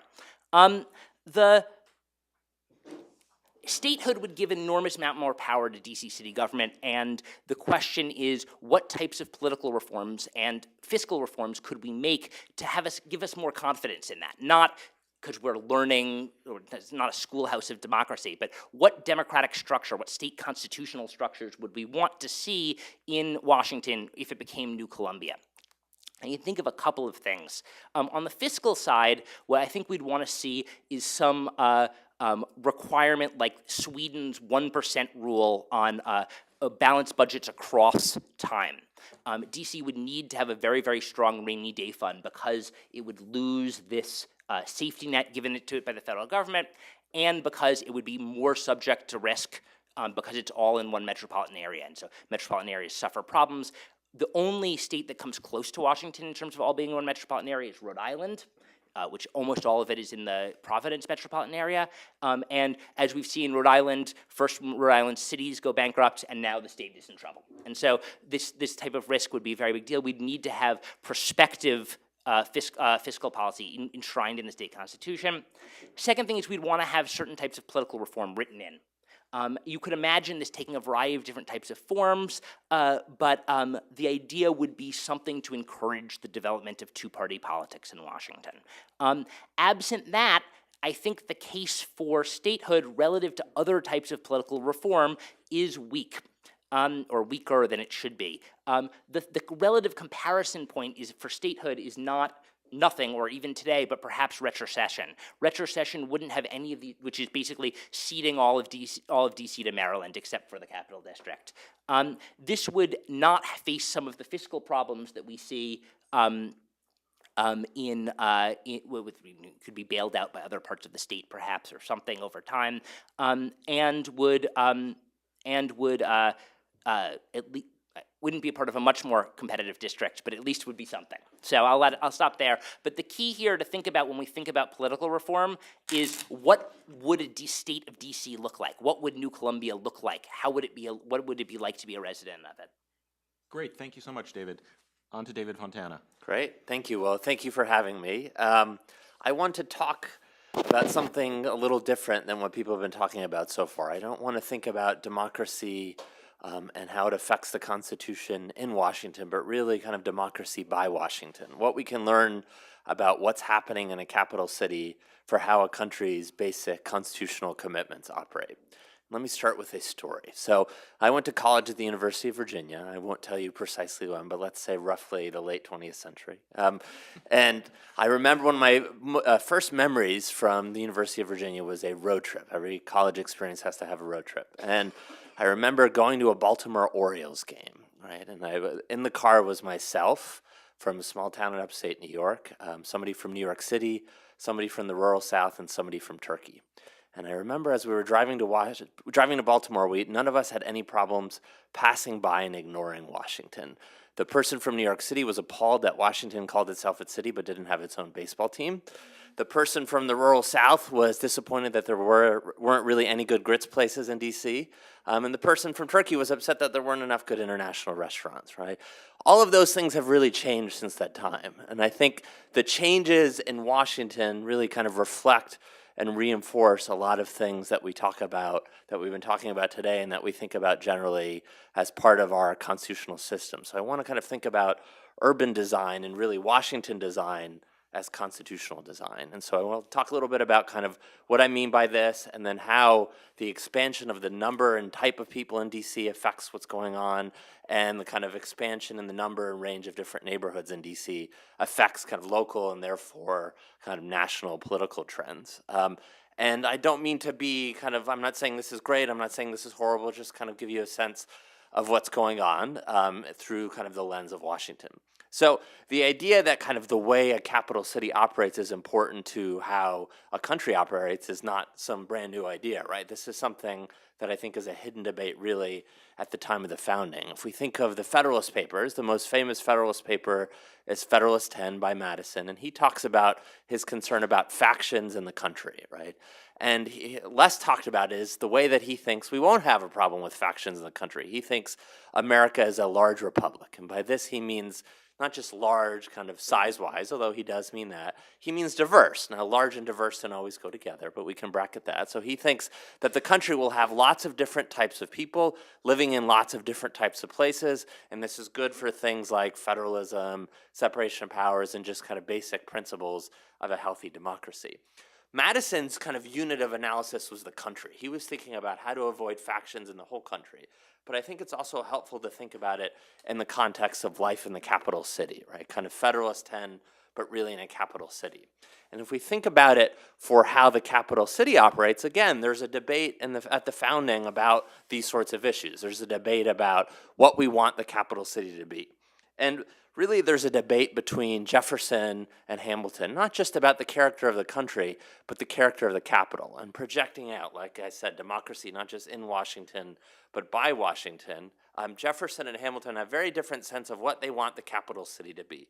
And ultimately, in a lot of ways, Jefferson won then, and Hamilton's won now. So Jefferson feels very strongly, and he's involved in getting this kind of limit that Washington, the capital, is only supposed to be 10 square miles, because he wants the capital city to be rural and agrarian. He thinks an agrarian, a rural capital city is key to a rural agrarian country. So Jefferson says, great cities are pests to the morals, health, and the liberties of a man, right? So I don't think Jefferson would have lived on 14th Street or in DuPont Circle. Hamilton says that great cities are key to a democracy, right? Hamilton thinks that not just should there be a New York or a Philadelphia at the time, but that the capital itself should be New York or Philadelphia. And with time, Washington has become much more like Hamilton's vision of what a capital is supposed to be, much less like Jefferson's vision. This has happened gradually. If you look at a lot of different things about Washington that I'll talk about, it's happened gradually with certain spiked moments, right? And the spiked moments, again, should not be surprising. There are moments when something really significant is happening with the federal government. So the city changes a lot around the time of the Civil War. The city changes a lot around the time of the New Deal and then World War II. And then I think most interestingly and significantly, and then there's kind of movement out in 60s and post-60s, and now we're going through another period of significant change in how Washington looks and how Washington operates.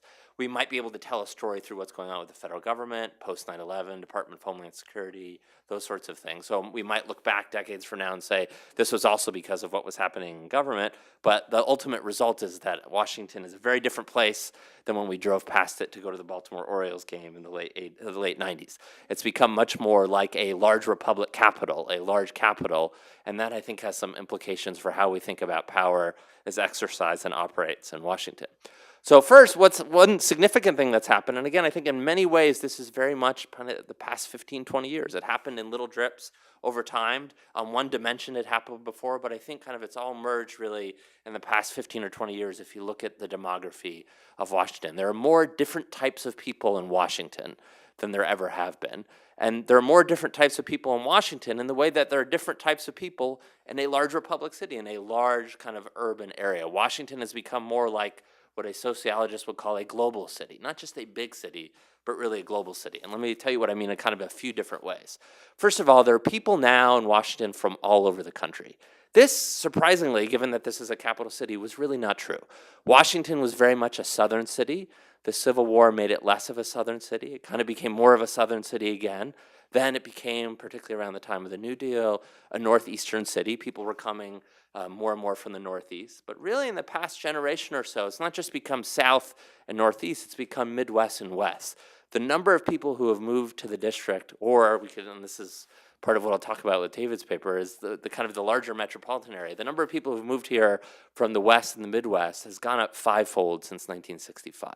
You do see small upticks from Northeast and South as the population of the area grows and grows substantially, but really it's diversified much more in terms of where people are from. There are people from all over the world in Washington now. This did not used to be the case. There were always people from all over the world in Washington who were here for kind of diplomatic reasons. There was always a diplomatic corps here. It's hard to tell the story of the development of Washington without understanding the role of kind of early diplomatic relations and building certain buildings and making this more and more like a vibrant city.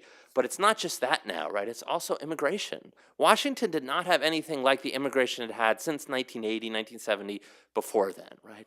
And what's been interesting too, similar to other cities, it's not just or even really mostly into the District of Columbia. Somewhere around 80% of new immigrants from other countries really move to Maryland or to Virginia.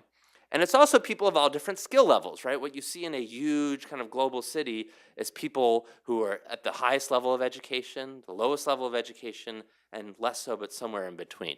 Washington was always a highly educated city. but it lacked the kind of super educated people, the people not just with the bachelor's degree, but the people with the graduate degrees, the people with the super fancy graduate degrees from the super fancy institutions. This was not the case until particularly the last 15 years or so. So this is, kind of urban economics. With that depth comes a lot of different specializations, right? There are people in Washington who specialize in areas, and particularly areas of policy regulation in ways that they didn't happen before, partly facilitated by the different sorts of people who are here. And so, I'm still in touch with my friend from the South who was upset there were no grits restaurants in D.C. in the late 90s. And what she says is that she now lives in Washington. She lives in Alexandria. And she feels like, in a way that wasn't true in the 1990s, that Washington is a more federal city because she can come to Washington, live in Washington, without having to give up her kind of subnational identity, without having to give up her Georgia identity, right? And so if you look at Washington residential patterns, I'll come back to this in a little bit, you do see kind of concentrations. We talk about it in the context of immigrants, right? PG County, Fairfax County, really Arlington and Montgomery County. But they're also kind of residential clusters. If you're from the South, controlling for all other variables, to the extent we can, controlling for all other variables, you're 3 times more likely to live around Capitol Hill than you are to live in Upper Northwest, right? There are kind of regional pockets in DC, and unsurprisingly, to service those regional pockets, you have certain restaurants, you have certain types of architecture, right? They're kind of regional pockets within Washington. It also, I think, breaks up a lot of the networks, right? There are kind of cluster networks in Washington as there are in, cities, but they're kind of more different ones, right? So if you go to a party on Capitol Hill, you're much less likely to meet somebody who's also, the previous night was at a party at DuPont Circle, right? It might be age differences, but it's really much more than that, right? There are kind of these different pockets of activity which are partly regional, partly demographic throughout the district. Again, this was not the case before.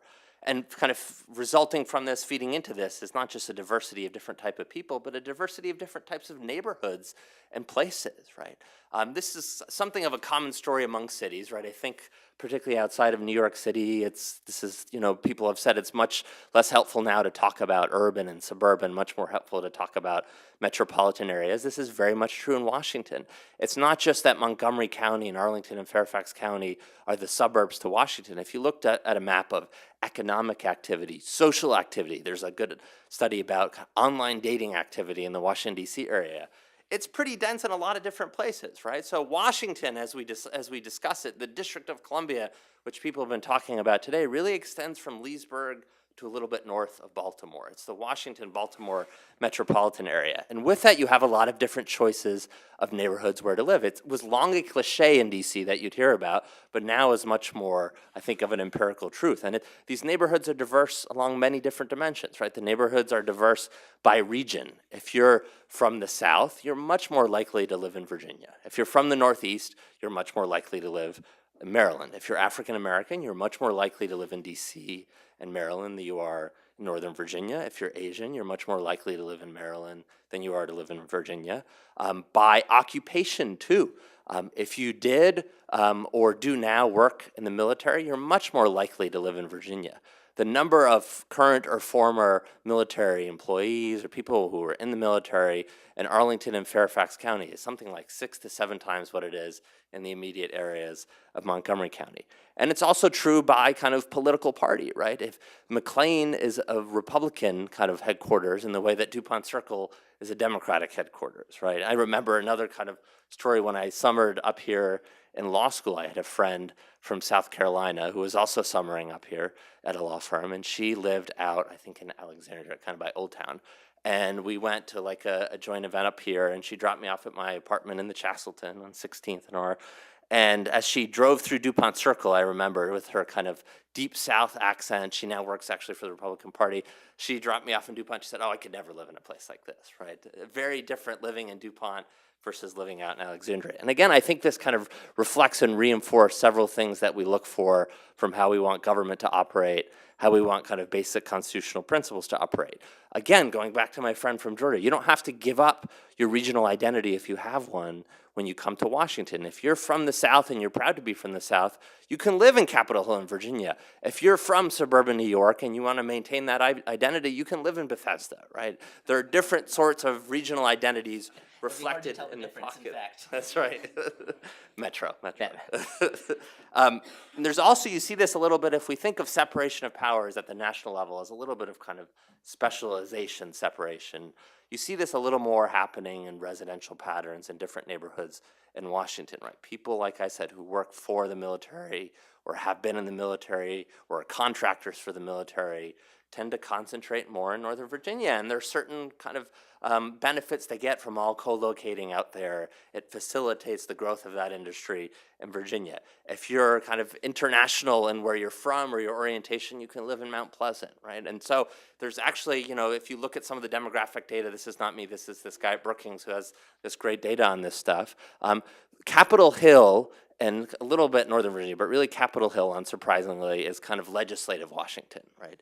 You work for Congress or you have worked for Congress. Even if you lobby on K Street, you're still very much more likely to live in Capitol Hill. Kind of Northwest Virginia, Maryland, and David's area of DC is kind of executive branch Washington, right? That's where people from the executive branch live. So you can really see a significant difference in these kind of neighborhood patterns, even by branch of government, for a lot of the different reasons we're talking about. So I think it's helpful to think about not just what's going on in Washington for residents of Washington, which is undeniably a very important issue, not just to think of Washington as an example in the way David was talking about of what happens in different specific places in the country, but to think about what's happening in Washington as it affects kind of what happens in the whole country, that we have to think about capital city design as kind of reflecting, reinforcing, or even undermining several ways we think of how we want our country and our government to operate. I will reserve my time too because I have responses. All right, very good. Thank you, David. So thank you for those very thought-provoking presentations. David Fontana's very rich account of the development of DC into a global city. David Schleicher's somewhat pessimistic account of what it might actually mean for DC to become a state. And Councilmember Che's very interesting taxonomy of some of these theories of proxy representation that have sometimes stood as obstacles to increasing democracy for district residents. I wanted to repeat before we jump into some exchanges among the panelists that we are eager to hear from the audience. So we're going to start off up here, but please don't hesitate to jump in. Councilmember Che, I wanted to give you a chance to respond. I wonder whether you share David Schleicher's view about what statehood would mean for the district. I most assuredly do not. First of all, you know, this whole idea about being, you know, entirely urbanized, and that's true. Actually, although that reminds me, in my first election, which was quite competitive, and I had no idea whether I was going to win or not. I had a call from my headquarters on election night, and I was told that 3 precincts came in, and I was way ahead, and it looked really good, and people were saying, "You've won, come down." And I said, "That's 3 out of 17. I had to learn that I had 17. I had no idea about this. I said, "And the farm vote hasn't come in yet." But anyway, this notion that, two things primarily. One, about the economics. I have to tell you that the District of Columbia, over the last many years, has had a balanced budget. We have a fantastic bond rating. We have had very robust funds that we have put our money in, and rainy day funds in particular. And we had to go into them because they're rainy day funds, after all, during the period about 5 years ago when there was a downturn. And I have to tell you, during that downturn, the District of Columbia did better than almost any other jurisdictions, including states around the country, in terms of how we handled that. It was not as deep, and we were more quickly able to come out of it. And that was because we planned and because we took steps during the downturn. So the economics of it, that if we were a state, this would go by the wayside. This wasn't because of what anything that Congress did. We did this ourselves. So The 90s weren't that long ago. I mean, so it's not the case. Hang on a second. So in terms of the economics, you know, I think that there's a narrative here that belies what you're talking about. And then in terms of, you know, the politics being, you know, a one-party state, one-party district, yes, we are. But there are competitive races. First of all, and going back to the economics, one of the hands tied behind our back is in the Home Rule Act that says that we cannot tax the income of people who work here but don't live here, which comprises more than 2/3 of the people. It's an extraordinary amount of money that we're deprived of because the Congress, nearby jurisdictions didn't want us to be able to have that authority, even though every other state would have that authority. But in terms of the competitiveness of races, certainly when there's an open seat, there's very competitive races. We also have something under the Home Rule Act that I don't know of any other state that has anything like this, where we have to elect, we have 13 members of the council.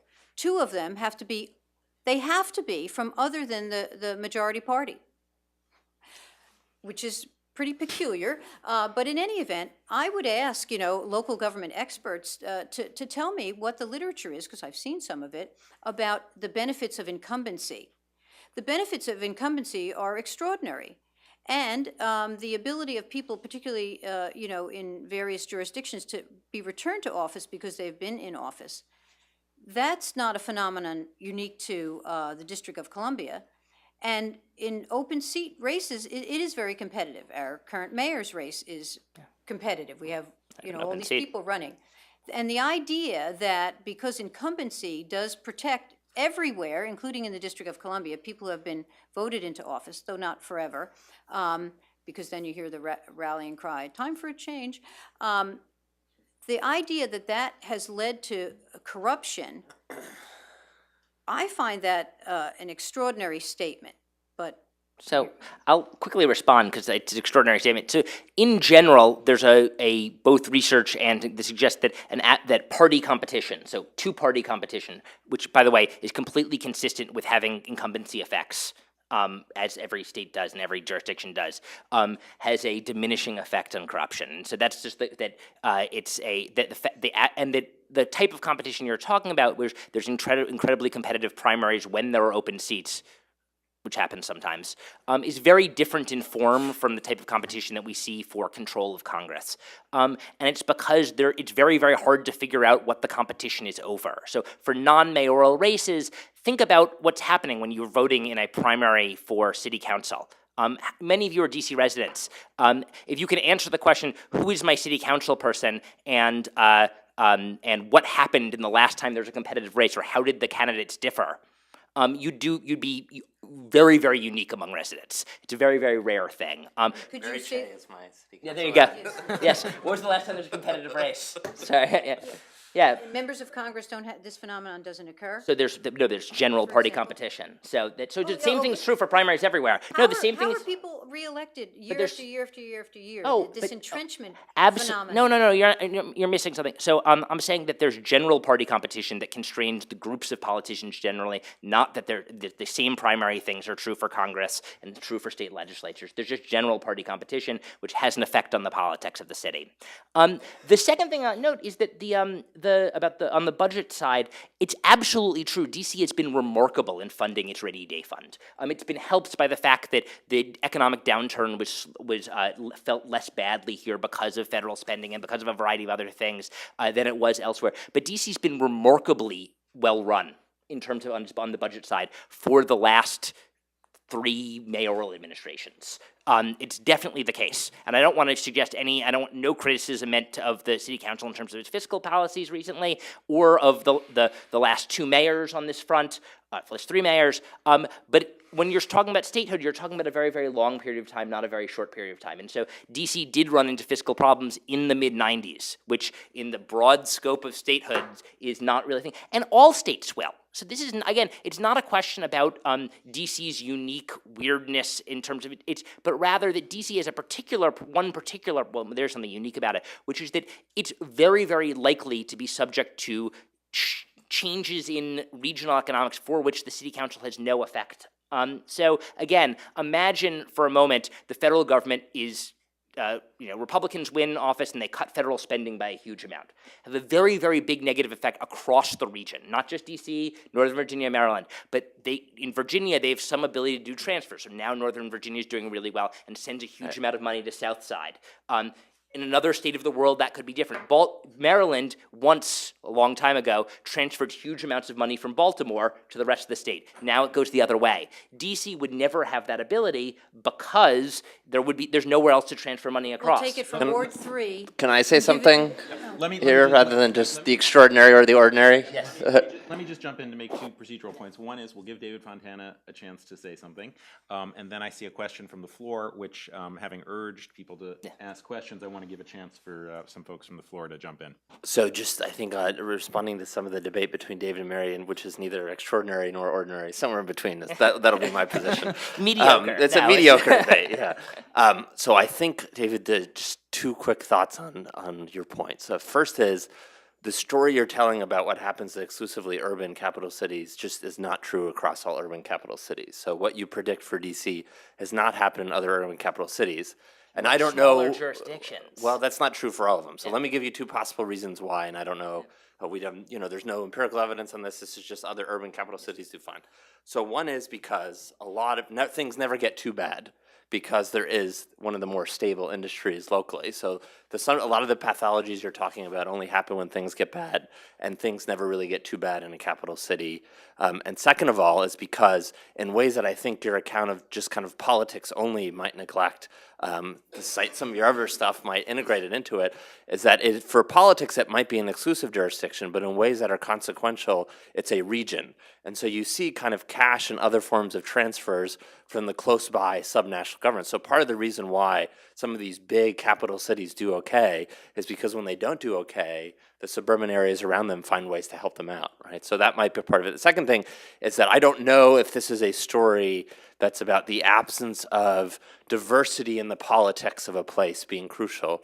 But there are many places in the U.S. that have almost an exclusively rural politics. So I don't know if what you're saying is that there's some particularly pathology of just urban politics, or if there's some pathology about a unit of government only having one modality of politics. Because if it's the latter, then there are many states still with 2 senators, still with representatives, still with governors that have an exclusively rural form of politics. So. Thank you so much. I want to jump to the floor. I'm Larry Morrell. I've lived in the district a long time, and I've been active in DC government, home rule government, in many different ways. I think we're way off topic. As I see the topic here, it says voting rights for DC residents, representational models. Isn't that the topic? Sure. And the only one I've heard is the statehood, and that is certainly one, and I know that Councilmember Che is a big champion of that. But there are others. Professor Schleicher mentioned one, and that is retrocession.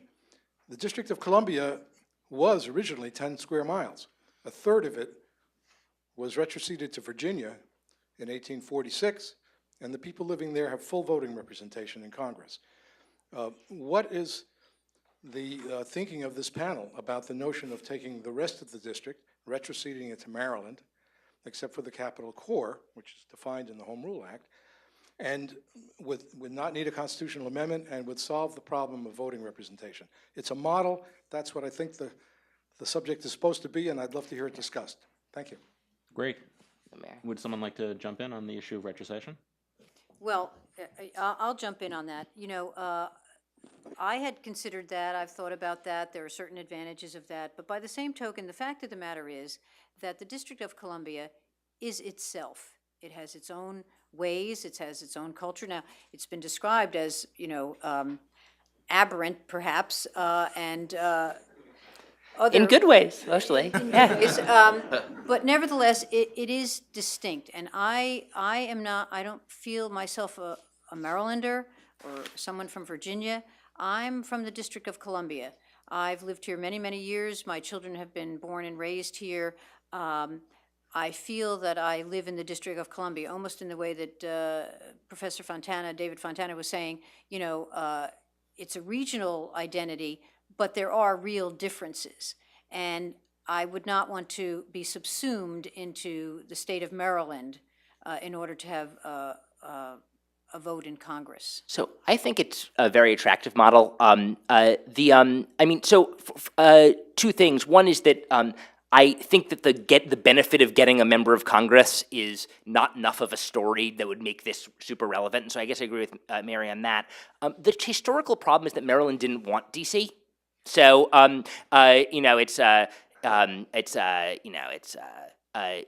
was a problem. Now that DC is a lot richer than it used to be, you could imagine the politics being very different.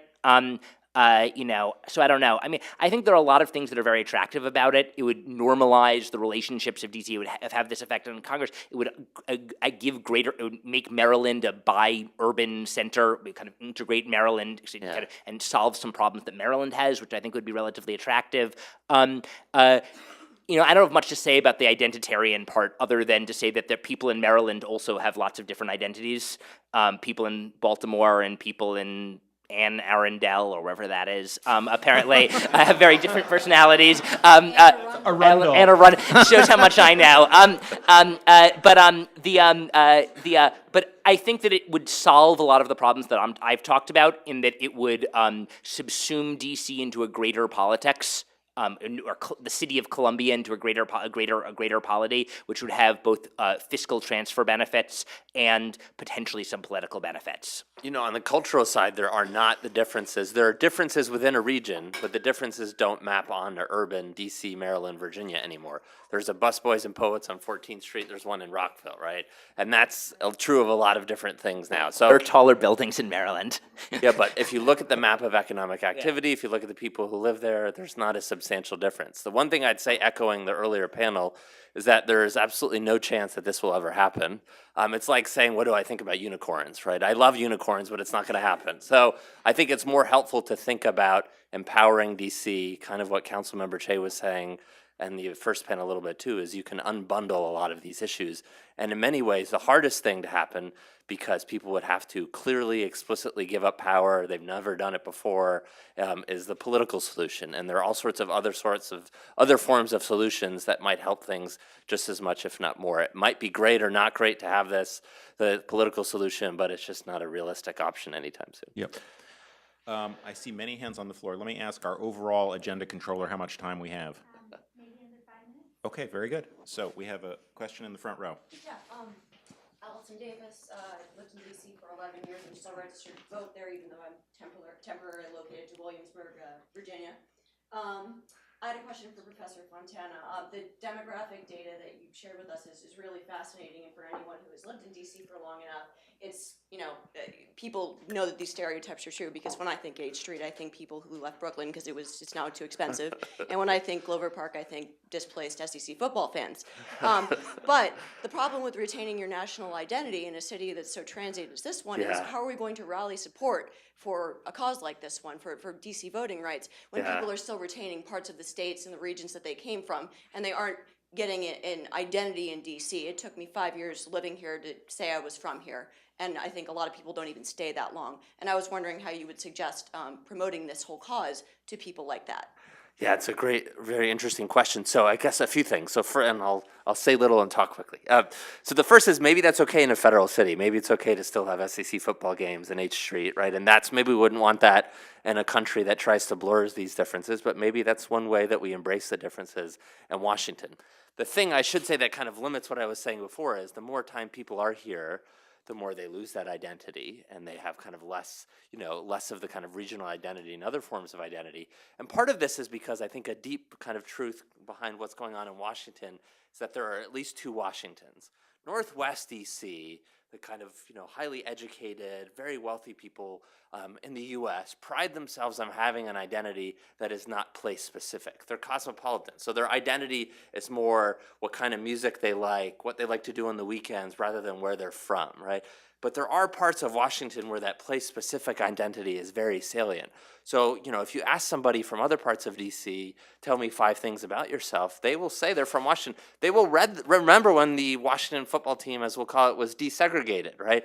And the people from Cleveland Park won't, right? So, you could have a capital that's federal, where people have all different forms of identity, or you could have a capital where some people don't have that identity and some people do. Great. Back here? Ann Hoffman, I'm a consultant. I'd like to ask Professor Fontana, you say the political solution isn't the right one. I didn't say that, but go ahead. I live in DC. I would like to be able to be represented in Congress the same way everybody else is. Do you see a way that that can happen? I live in DC. I would like to be represented in Congress too, but I'd also like to have a unicorn in my backyard that I could go around and play with after I get back from class. And I'd rather think By of the way, other David, more I'm very realistic forms. distressed that you're telling us today, here now, there are no unicorns? It's very. Maybe there will. Maybe somebody after saying all this will put one in my backyard when I get back from class. Yeah, that might be a first best solution. But in the world of scarce resources, particularly when it's so hard to get people nationally to care about these issues, I think it's better use of scarce resources. I'm just echoing what people said on the first panel, not saying anything distinctive. It's a better use of scarce resources to focus on things that might happen rather than things that never could, even if we might want them to happen.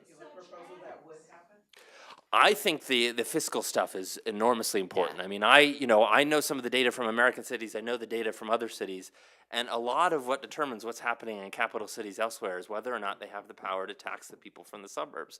This is a hugely significant issue now, given what I was talking about, right? Is that the demographic patterns in the region have changed a lot. Sure, like David was talking about, there are more wealthy people in DC, but there are a heck of a lot in Virginia and Maryland. And DC looks very different than New York City because of this difference. So this is just one among many. Let me ask you one optimistic question.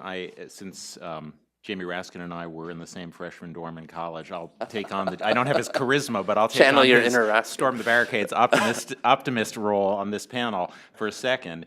When you were describing the transformation of DC into a global city, and how there are more and more people here from different parts of the rest of the country, it made me wonder whether that would actually increase the odds that people here could make connections with the rest of the country about the issue of voting rights in D.C., because now D.C. is not this insular place.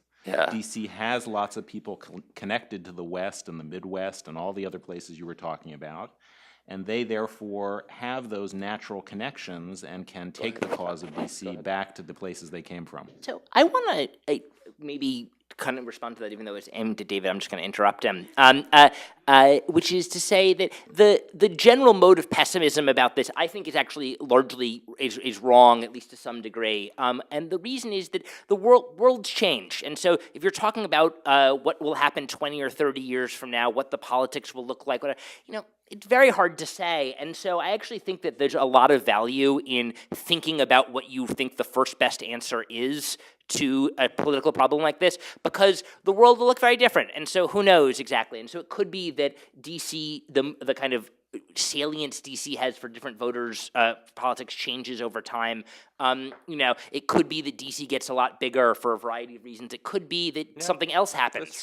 It could be, so you could imagine, again, I hate to be like an outpouring of support following some national crisis. You could imagine a number of things. And so thinking about what the structural solution to not only what you think DC voting rights should look like, which I think is, again, maybe a too narrow frame, but how you think we should govern ourselves, what the rules should be. And finally, in terms of incremental, I think the fiscal stuff would be in terms of, again, being your effective DC resident, giving DC the ability to tax Marylanders in Virginia would be way more important for DC than Eleanor Holmes Norton being one more Democratic vote in Congress. I just think that it's extremely hard to make an argument the other way.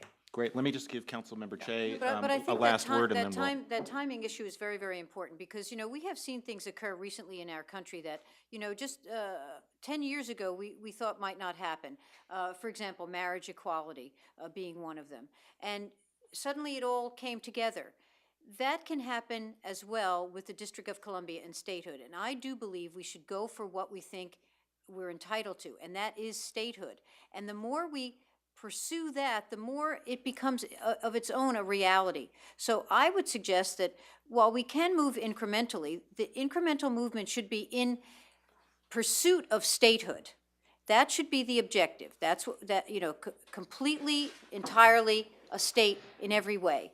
And I think that, things can come together, and we can actually achieve this. I don't have the great pessimism that was reflected certainly in the first panel, more generally about a constitutional amendment, and that's a different order of things.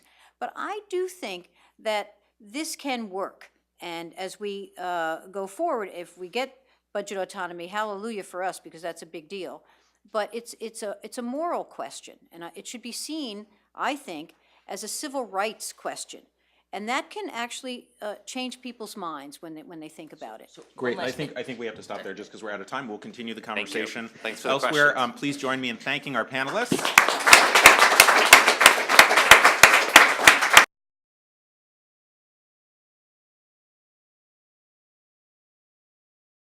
Just to introduce myself again, I'm Rebecca Green. I am the co-director of the election law program at William & Mary Law School. And we're so pleased to have you with us to talk about this very important issue. And I think this panel will serve to sort of cap off the morning and talk sort of real politic about ways forward for voting rights for DC residents. Let me introduce our panelists, and then afterward, after they've made a few remarks, this will be just sort of a free-flow discussion, and I welcome participation from the audience for those of you who want to chime in.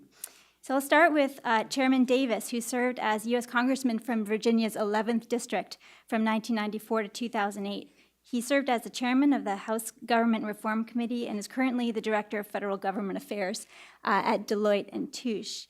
Congressman Davis has been a pivotal actor in the movement for DC voting rights, and few have a better understanding of the politics of this, so he's the perfect person to sit on this panel. Then comes Bob Bauer. Bob Bauer is an attorney, a partner at Perkins Coie. He is an author and a blogger. He served as White House counsel from 2009 to 2011. And in 2013, President Obama nominated Mr. Bauer to co-chair the Presidential Commission on Election Administration, which he co-chaired with Ben Ginsburg. So you had sort of one extremely prominent Democratic election lawyer and one extremely prominent Republican election attorney. And the commission was able to issue a report that did a huge amount of good in terms of bridging the differences between Democrats and Republicans. And to their credit, a lot of that has to do with Bob Bauer and Ben Ginsburg and their approach. And so I'm hoping that he will share some of his sort of success stories in that experience and perhaps apply them to the situation here. So with that, I think I'll turn it over to Chairman Davis to sort of walk us through what the current politics are on this issue. He's been working on this for a while now, but maybe a picture of where things stand in his mind. Well, first of all, how did I get involved in this? I ended up being chairman of in my first year in Congress of the District of Columbia Subcommittee. It's rare for a freshman to be chairman of a subcommittee, but before I beat my chest too hard, the District of Columbia Subcommittee is the least sought after subcommittee assignment in the Congress. But the city had a huge financial crisis at that point, so I authored what became known as the Control Board Act and a number of other legislation affecting the city, the Revitalization Act, doing away with their unfunded pension liability, the College Access Act. And finally, we went to really the crux of this, and that is in the capital of the free world, they don't get a vote in the Congress. Was this intended by the framers? Why is this? Ultimately, I mean, my short answer is it's ultimately very political. This is a very democratic city, and Republicans are loath to just hand over another vote. These seats are fought after with millions of dollars. I dare say if this were a very Republican city, the roles would be reversed. And that's basically when I got to my caucus and brought it up, they said, Davis, you were chairman of the House Campaign Committee 2 cycles. Why you want to give them a vote? Well, my legislation would have added 2 seats to the House. The next seat under the census, the way it worked, would have been Utah, which would have been a Republican seat. First, the Democrats didn't want to go along because they thought it was a plot to do away with Matheson, who was the one Democrat in the Utah House delegation. But we were finally able to convince them that this was a sincere effort. Actually passed it through the House without any amendments in 2007, where it was met with a filibuster in the Senate. We did extensive hearings on this to make sure that the vote in the House could pass constitutional muster. We had Viet Dinh, who was a Bush administration lead attorney in the Justice Department, and Ken Starr, whose conservative credentials I think are well known, testify in favor of this, basically talking about the supremacy of the district clause. That under that, the Congress had the ability to do what they wanted. And the distinction between in the Senate, senators represent states, the House represents people. And the fact that for the first few years of our republic, I think the first 12 years of our republic, people who lived in the District of Columbia actually voted for Congress. I think there's some evidence one of the members was from there. They voted on the Virginia side with Virginia and on the Maryland side with Maryland. But in 1800, you had a contested election that went to the House of Representatives. It went on so late they never got around to deciding what would happen to the vote in Congress, and it just kind of disappeared.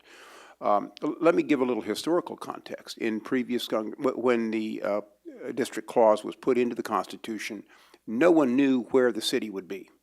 New Yorkers thought it could stay be in New York, where it was for the first 12 years.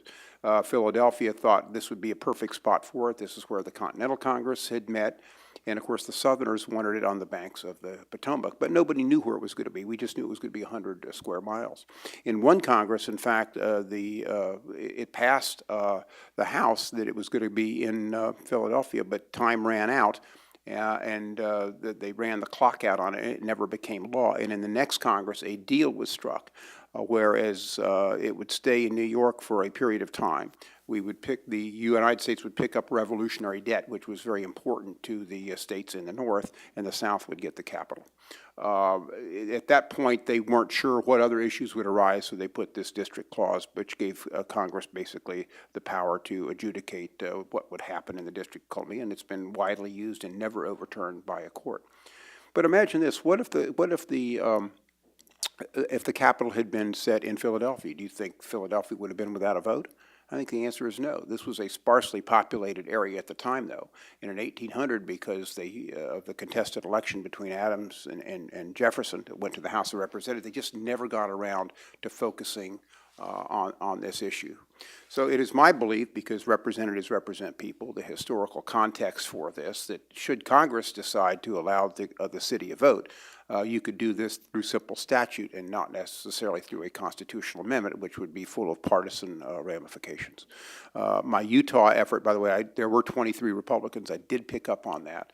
Darrell Issa, who's the current chairman of the committee, voted for it.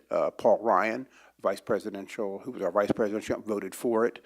Mike Pence, now governor of Indiana, voted for it. We had a number of members to do it, but we were 3 votes short in the Senate, including 2 Democrats at the time, Robert Byrd and Max Baucus. We were close to trying to reverse that, but this was just never a priority for Harry Reid. And in the next Congress after I left, they were able to pass D.C. voter rights through the Senate.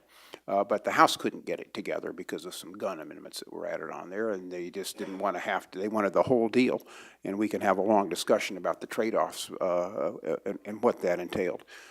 There is some constitutional scholars who think you cannot do this by statute. Of course, ultimately the court would probably, the way things are going, it would be 5-4 one way or the other.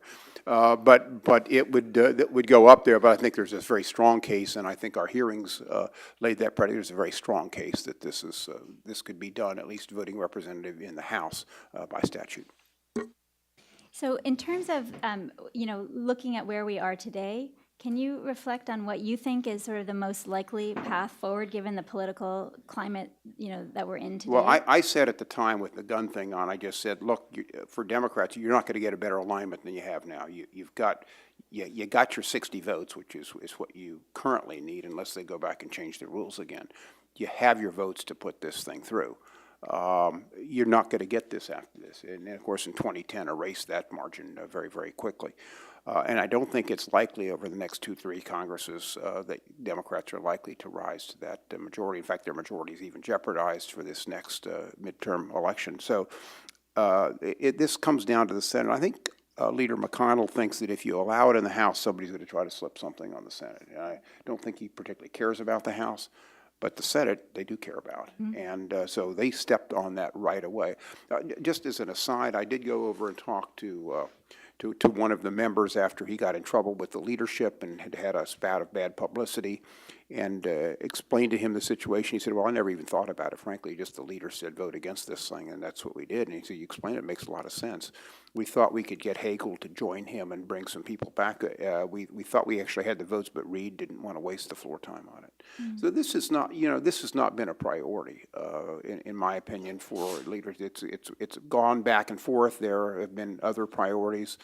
I'm convinced that the administration made this a priority, but their first term when they had those supermajorities, this probably could have gotten done. But it was the gun amendments that was put on in the Senate and that the House was afraid of that I think that killed it, and the inability of the advocates to accept that kind of condition. Right. Mr. Bauer, did you want to jump off there? Yes, my observations are really based, or the question I suppose I would address here, and that I've been thinking about is, what are the potential conditions for a dialogue that transcends partisan division? The chairman says quite rightly that no political party is terribly eager to yield what it views as an automatic seat in the Congress to the opposing party. And it's an awful lot easier for voters elsewhere in the United States simply not to care one way or the other about the denial of the franchise to the citizens of the District of Columbia. I've been thinking a lot about dialogue that transcends partisan division because the Presidential Commission, of which I was a member, was charged with having such a dialogue.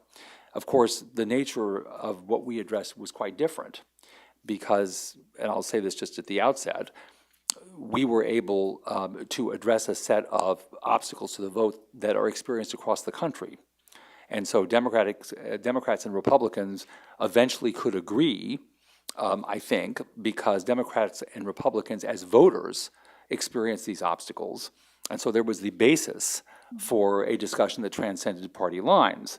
Now, having said all of that, I'd be interested if the chairman agreed with this, if others agreed with this, I'd like to think, and this may be simply a result of the exhaustion that follows the production of a report that you're relieved to have been able to put out at all, and so my thinking on this might be quite foggy, but I would like to believe that in almost paradoxical fashion, because of all the attention that's being focused in this country on voting rights, obviously some of it is being expressed in very partisan terms, the divisions over voter identification requirements, the divisions over the Voting Rights Act, and whether or not the amendments proposed are good amendments or not good amendments.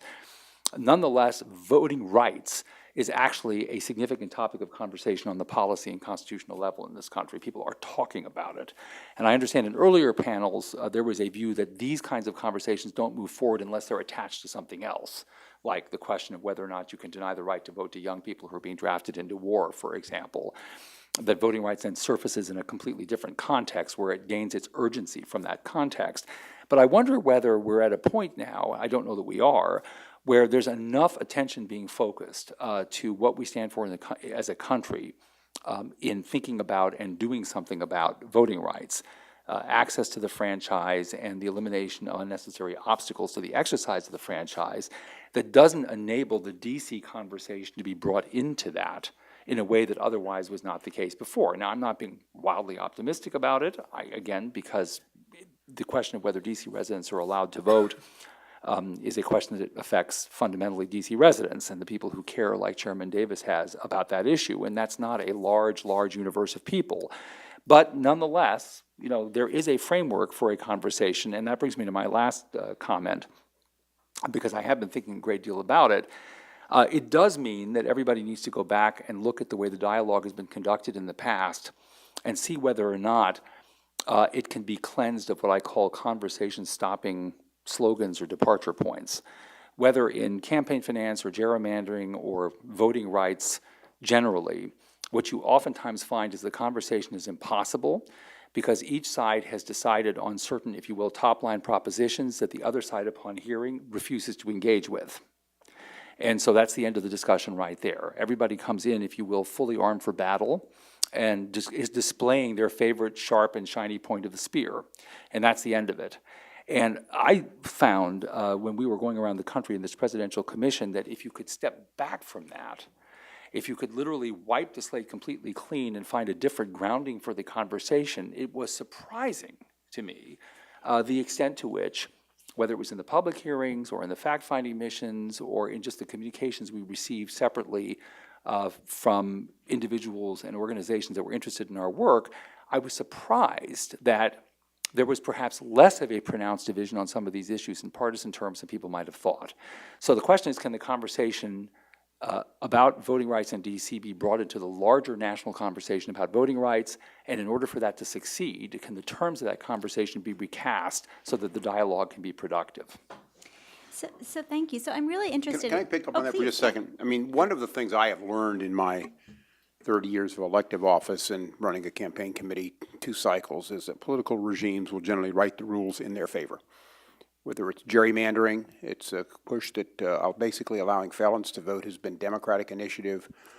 These initiatives on voter ID have been Republican initiatives. All have seemed, which both make a lot of sense. I think there are very good policy arguments between them all. But generally, you're going to find regimes writing rules to enhance themselves, not to Yeah, hurt and that's indeed been true throughout history when you look at the expansion of the franchise. I mean, Boss Haig put it best when he said, as long as I count the votes, what are you going to do about it? So it goes back, this has a huge historical context. I was moved by the fact that this is the capital of the free world, and we were spending really, literally billions of dollars to bring democracy to faraway places like Baghdad, Kabul, and here in the nation's capital, this was just a crying deficiency overlooked by the Founding Fathers, as were a lot of things. That's why they gave us the district clause. And when I brought it up in the conference one time, the conference just erupted. I'll never forget talking to one Republican leader. I said, well, why are you opposed to? Give me a rationale for why the capital of the free world shouldn't have a vote in the House. He says, because it's not in the Constitution. I said, well, great. I said, would you join me then and let's sponsor a constitutional amendment to change it? And of course he said no. You know, Bob, when we get people into a discussional mode on this, I think if this rises on its own merits, and then you can tweak the other pieces of it in terms of trying to put a piece together. And I do want to congratulate you and Ben Ginsburg in coming out of what didn't start really smooth on this presidential elections commission. I know Candace Miller, who's the chairman of the House committee, denounced it right off the bat and stuff and coming to a unanimous conclusion. But you didn't have any elected officials on there. And the way things work today... that was a complete accident. Strong coincidence. But the, you know, with 80% of these members now coming from one-party districts, all they worry about is their primary and their primary base, and so that has just tilted politics in a very polarized fashion where rational discussion on most issues is absent. So I guess then the question is, how can we sort of clean the slate? And because as Judge Starr started us off with, the idea is that, you know, people of good faith can agree that it doesn't make sense, right, for residents of DC to not have representational rights and yet be you know, taxed. And so, you know, at a very visceral level, it's something that we can sort of all agree on, just like some of the principles that you would have discovered, you know, as you did your investigation for the commission. So, but then, you know, things get piled on and people start worrying about sort of political futures. So I guess I have a two-part question, which is, first, is there any way to clean the slate and have that very clean question be asked and answered? And number two, if not, then what can we do? Yeah, I'll just give you an anecdote. So the Vice President Cheney was next to Jack Kemp at an event where they brought a wounded veteran from Iraq over who sang the national anthem and just moved the crowd. He was from the District of Columbia. And Kemp goes, he says, Mr. Vice President, don't you think he deserves a vote in Congress? And Cheney says, then he can move to Maryland.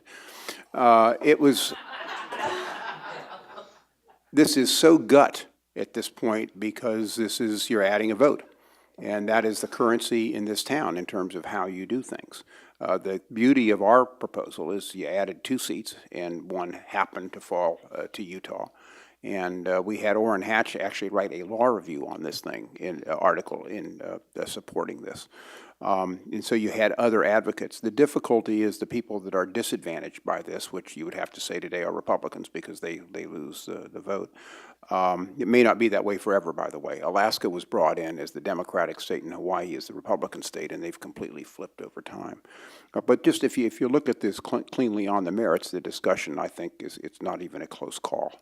But you've got to find advocates in some way for the Republicans who feel they are the aggrieved party in this, not the district residents.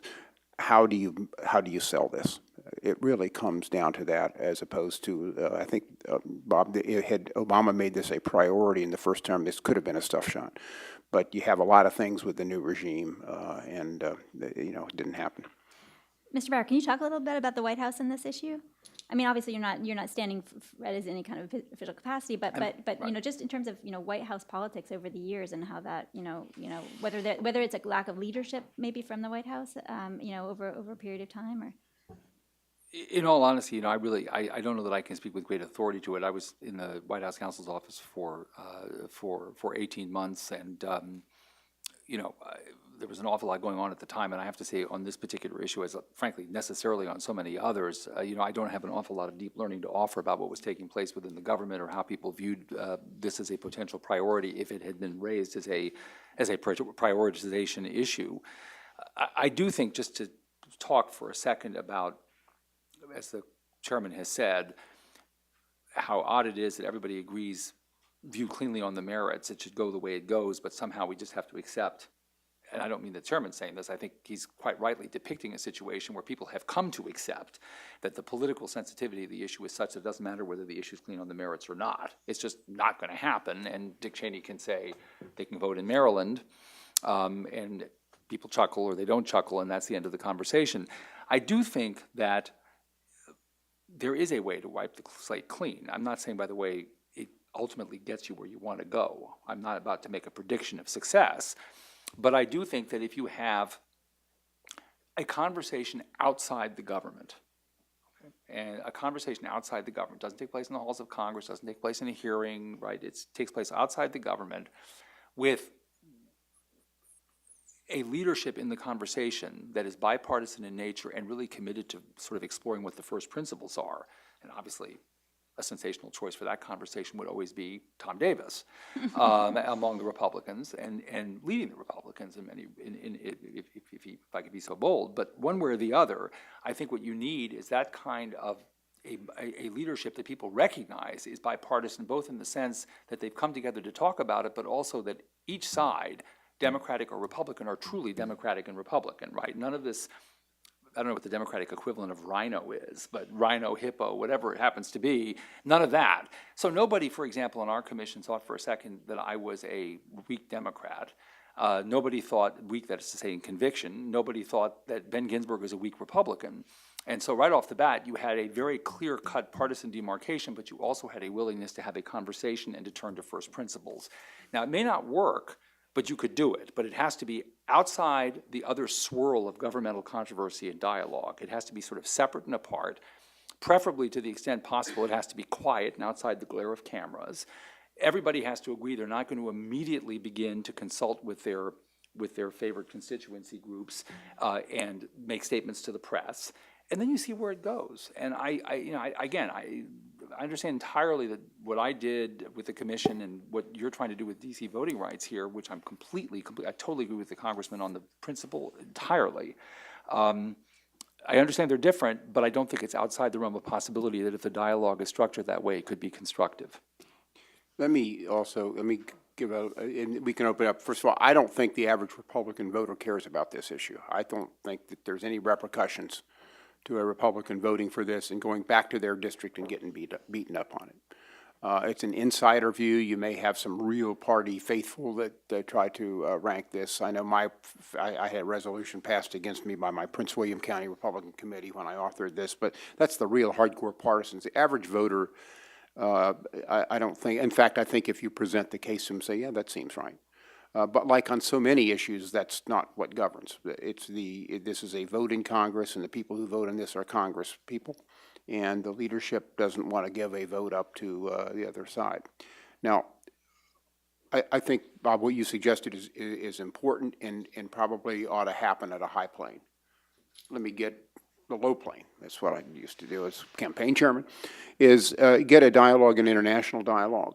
You can get UN, some of these human rights groups, to talk about this, and I think at that point you're pressuring it both ways. But this doesn't go anywhere without some sort of outside pressure, I don't think, and some kind of shame being put on the people that won't move it. And that's pressure on both. It's on Democratic administrations that don't make this a priority, and on Republicans who are happy to ignore this thing and block it up to an extent.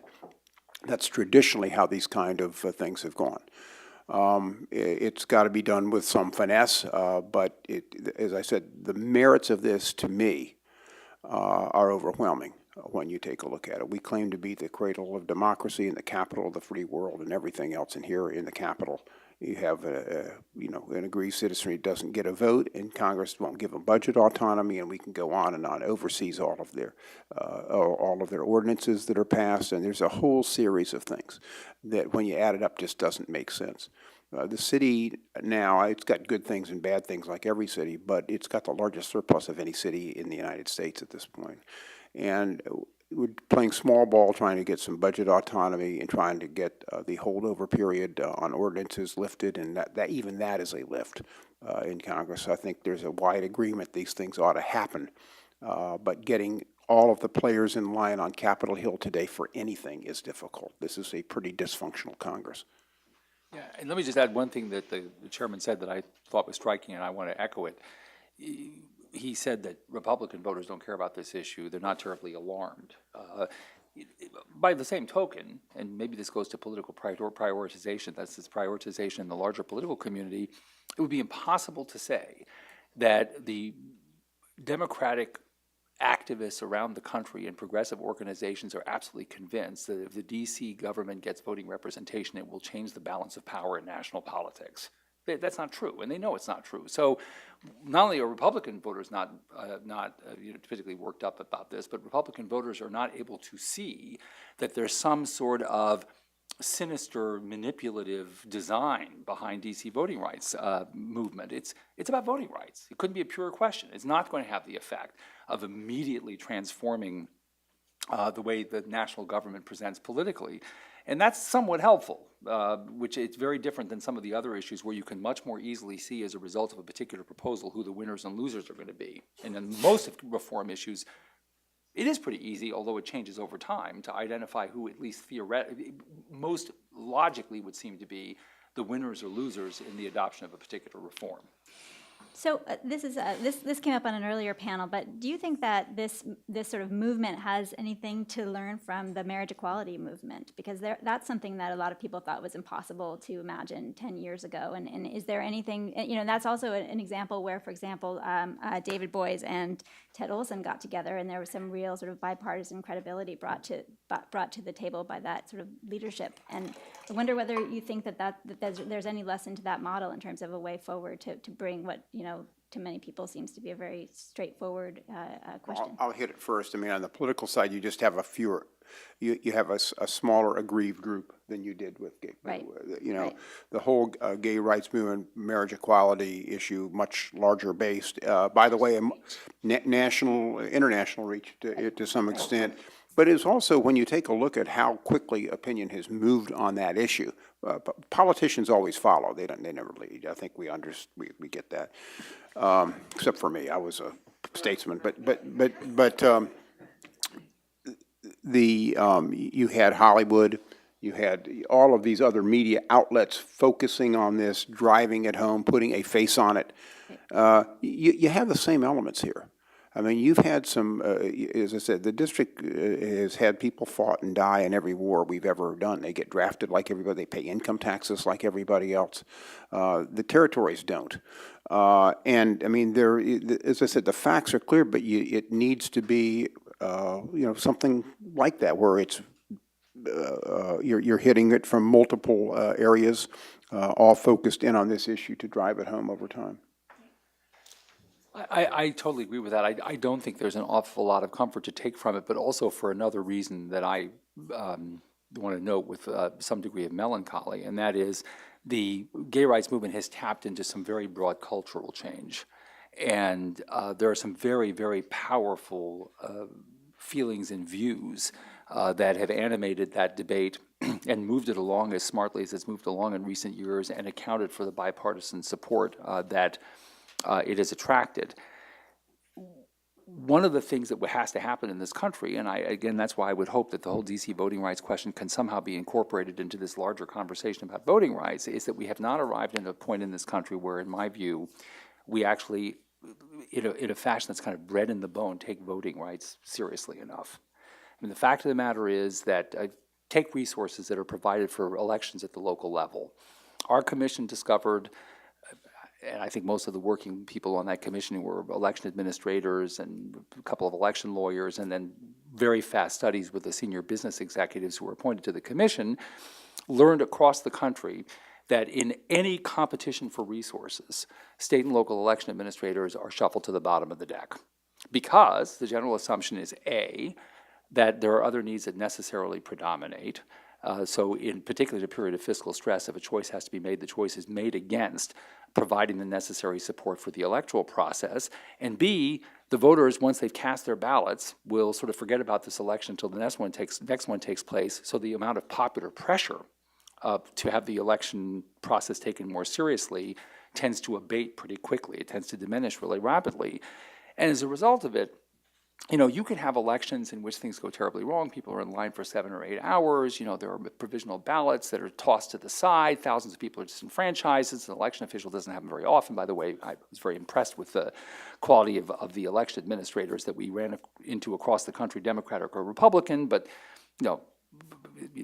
when I was, at least I remember one particular recount where the election administrator shut the place down because he was hungry, put all the ballots in the trunk and drove off. The things can happen. And, the level of public outrage about this is actually fairly inconsistent and not terribly pronounced most of the time.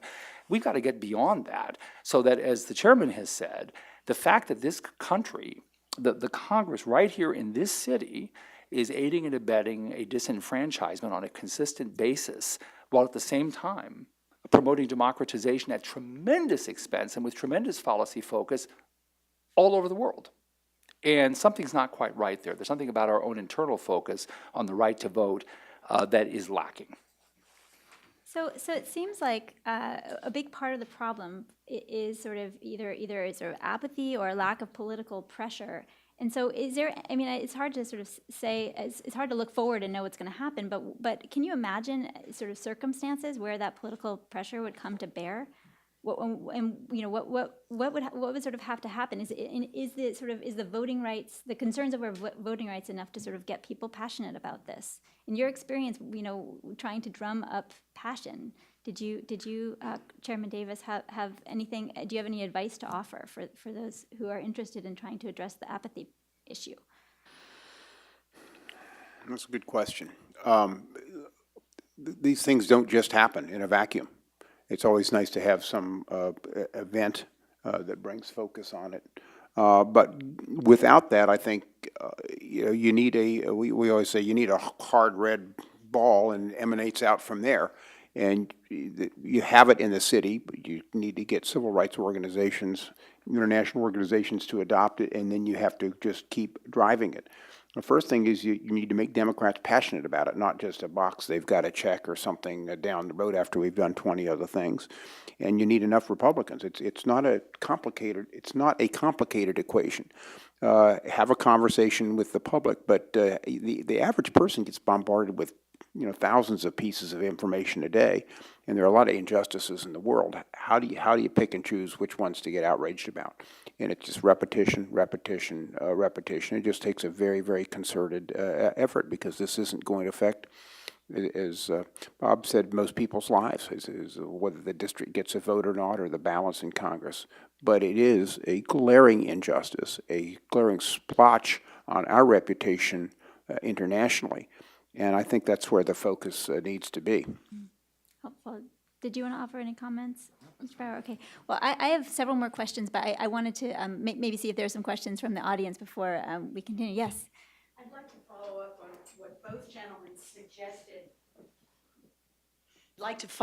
what both gentlemen suggested. With respect to international pressure.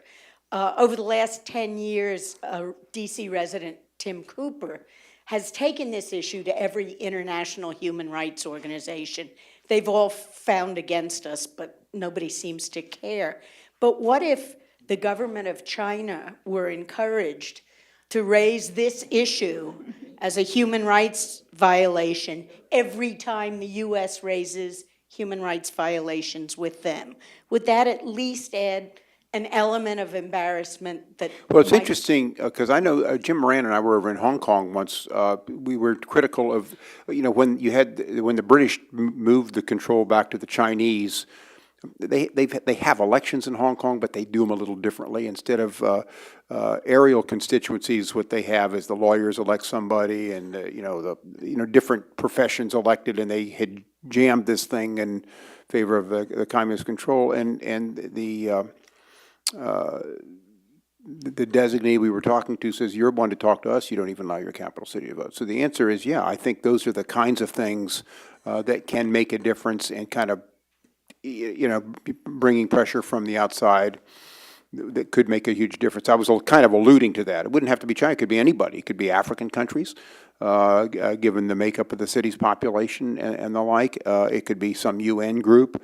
There are always people wanting to stick, and I don't want to encourage anybody to poke a stick in our eye in the United States, but the reality is, I think we have some vulnerability on that, and there are groups that are eager to find some chink in the United States' armor that this could probably be assailable to. I'm somewhat less drawn to that alternative. I have to say, if you're trying to get a dialogue going, I think having the United States on the receiving end of denunciations or lectures or whatever from, say, for example, the Chinese government is to me going to stiffen some resistance in some quarters in the United States. Now, I'm not going to say I'm anywhere near as capable as assessing the effectiveness of political pressure as the chairman with 30 years of successful elective office. But I worry, particularly with my general view that you need at some point to sort of lower the temperature a little bit, that moves you into a very dangerous zone where it's easy for somebody to say, the District of Columbia wants a right to vote, the Chinese wants them to have a right to vote, Vladimir Putin wants them to have a right to vote, and all of a sudden we go into this dreadful rhetorical downslide, right? Now, it doesn't have to work out that way, and presumably there are some international groups that in an appropriate and reasoned and effective fashion can speak to the issue, but if it gets caught up in geopolitical conflict, I'm not sure the district comes out of it all that effectively. But again, I've never held public office, and the chairman has. He could very well be right about what works with his former colleagues. In an ideal world, what Bob's been able to put together in his commission is the way you want, it's the process that you want to pursue, where reasoned people sit across the table, come to reasonable conclusions and compromises and move things along. And that's got to be your first priority. But I don't see in this case what I would call more liberal groups or groups that would traditionally be more sympathetic to this getting ginned up about this. And the people that are opposed they're going to sit still on their hands until there is some kind of trade-off or pressure on this. And this thing has sat there for 200 years and is likely to sit there longer at this point, given your current alignments, until somebody's ready for the political stuff shot or for the political alignments to go. And look, I want to make it clear, I'm not advocating that we go outside and hurt the American brand by going out of that. You're asking me a theoretical question. Do these kinds of things work? And I think that there is probably some areas in there and appropriate pressure provided that bring a light on this. I also, we talked about with the marriage equality movement and some of these other issues, getting Hollywood and media and all of these things involved in every way you can, kind of a concerted effort from a lot of different areas to focus on this and give individuals some reason to care. Because right now there is just a huge indifference outside of the district. Oh, whoops. What role does the regional communities play, if any, sort of Virginia, Maryland? Take it any way you like, but how does the regional piece fit into this dialogue at all? It would be nice if you can unite the region. The region wasn't united on this before. John Warner wouldn't support this when it came to the Senate, and I was very close to him. I chaired his campaign committee. I couldn't move him off here. He was, Mark has been very reluctant to come on board on this. I think he's there when push comes to shove, but in terms of championing and stuff, politicians are pretty cautious and have not seen a reason to go, out front of this. But I think getting some regional unity would be very, very important to this. Getting Virginia and Maryland involved. Right now, they're kind of uninvolved. Let me give you a couple alternatives we looked at just to give you some historical context. There was a vote in the House in the 1980s that would have given the city a vote in Congress, which every Republican supported. Of course, they'd be voting with Maryland. And then the districts would be carved up and get into Maryland redistricting and everything else, and different election laws between Virginia and closing times and the elections and everything else. It was kind of a symbolic vote. But it was their way of saying, all right, you want to give the city vote, we'll let them vote with Maryland. Of course, and we'll let them vote for the Senate with Maryland as well, which at the time Al Wynn loved sitting out in Prince George's County, look at the way the political balance is going to move and everything else within those states. And Maryland just, they erupted, Democrats and Republicans, in terms of looking at that balance. And the theory was that, look, these folks voted in Georgetown and elsewhere with Maryland for Congress in the early days of the Republic. We're going to let them do it again. Now, they didn't vote for Senate in those days. It was, senators came from the legislatures. So you have these alternatives floating around where everybody can go back to the corner and say, well, I favor the right to vote, but I favor doing it a different way.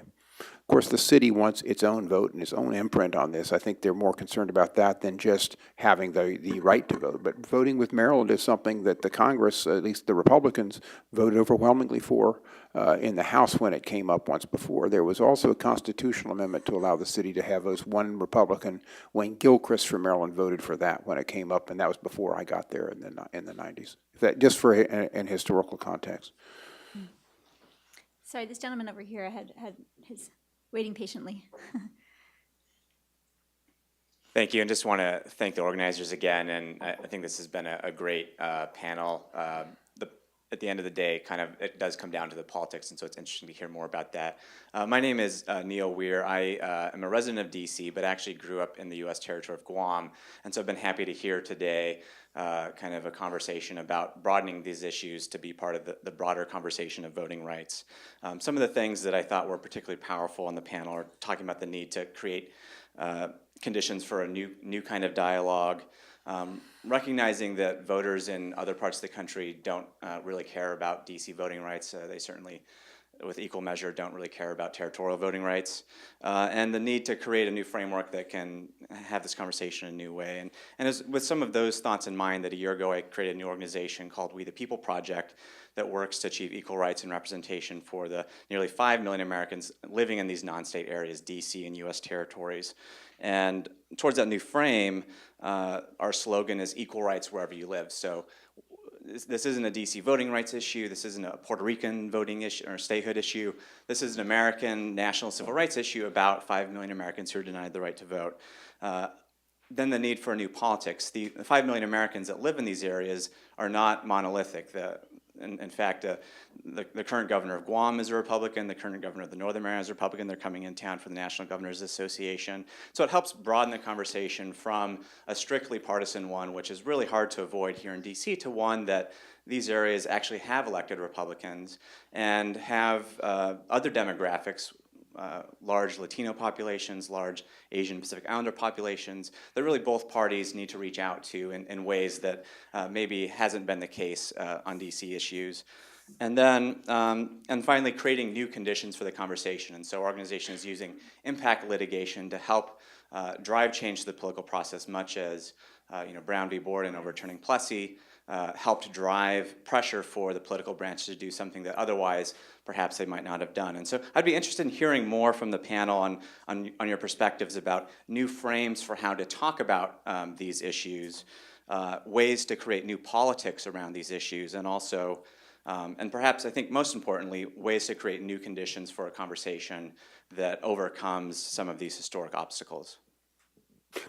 I think that on the court side, you're not to be very unlikely to get this through the courts. I think you have a district clause that gives Congress supremacy on that. It's a lot easier, I think, to just try to get some legislation through, and I think you're going to meet with continued non-success going the court route, given the wording of the Constitution and those prohibitions. Doesn't mean you can't try, and there may not be some innovative thing I haven't thought of or somebody else does.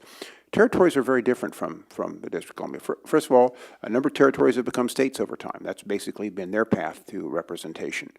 Actually, the Philippines had a representative in Congress. In fact, they had 2 resident commissioners in the 1930s, and then became an independent country. But if you take a look at this, the path has been from territories is through statehood.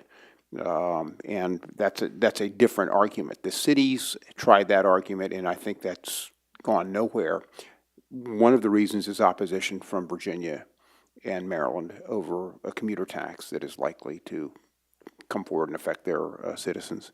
The other is just the city itself was designed to be a federal enclave after that event in 1783 when, the Philadelphia militia stood out and was sympathetic to the people, to the pensioners from the Revolutionary War marching on the Continental Congress and took the Congress over and chased them up the river to New Jersey. So I think the statutory way looks to me the easiest way on this. I think there can be a dialogue with the territories. Let me give you a little window into thinking on the Republican side. When we had a resident commissioner that was a Republican, he was governor. We've had Republican governors from some time in there, the mayor of San Juan, the speaker of the legislature. You have a number of Republicans in Puerto Rico. There, the politics is more about statehood versus Commonwealth status than Republican Democrat, but there are national alignments down there, and met with the same opposition within the conference is, well, we're taking a bunch of Hispanics and we're going to make them citizens, and they may be voting Republican now. But if we bring him into the national alignments, I did a memo to the conference on that at the request of Fortuno, who was the governor, but it just fell on deaf ears to these members from Texas and Arizona and these places that saw what the political alignments were in those areas and how difficult it was. These are inherently political decisions, and that has been my experience with this. As for the conditions of dialogue, one thing that occurs to me, and I state this somewhat tentatively because I'm not sure this is right, but it does seem to me, as somebody who's followed this debate for some time, but among the other reform debates, this one obviously gets less national visibility for all the reasons that we've talked about, that it can't get swallowed up if you're going to start the conversation anew entirely into debate about what's constitutional, what's not constitutional, what's legal, and what's not legal. That's a killer. First of all, those debates, the question of what's constitutional, not constitutional, legal, not legal is oftentimes just a proxy for people digging their heels in on the fundamental political objection that they have or unease that they express. So they naturally point to it and say, just like people sometimes say, there's got to be a law against that. It's a way of saying, I don't want to do that. And the reason I don't want to do that is because the law or my reading of the Constitution prevents me from doing it. It seems to me that some part of that conversation, and maybe the first part of a conversation in those sort of slate cleaning exercise, is to talk about what it means, if anything, that there is a territory, a swath of territory, I don't mean a territory capital T, but a swath of territory, a jurisdiction as large as the District of Columbia, in which the residents have been systematically denied the vote. What does that mean? Why, in a world in which there is no legal impediment, or maybe in a world in which there's an absolute legal impediment, one way or the other, do we care about that? And related to that is the question of Dick Cheney's remark. Let's assume, for example, that some other states are prepared to, every state gets to adopt some district residents. You can have district residents voting in Virginia, and they can be voting in Maryland, and they can adopt Utah, and they can vote in New Hampshire, and we just spread them all around for them to get voting rights. Do we care about that? Is there something in our conception of voting rights that's inconsistent with having them become, in effect, sovereign orphans who are just assigned out to other jurisdictions for voting purposes? I think you need to get at how bothered we may or may not be about the way we're treating these people before we start moving to sort of more abstract arguments or even practical arguments about how to move a project like that forward legally. I think that would be an interesting conversation. I think it gets everybody to sort of climb back off their originally established positions about the constitutionality, about what it means to be a state and so forth, and it could be productive. Thank you, that's inspiring. Are there other questions from the audience?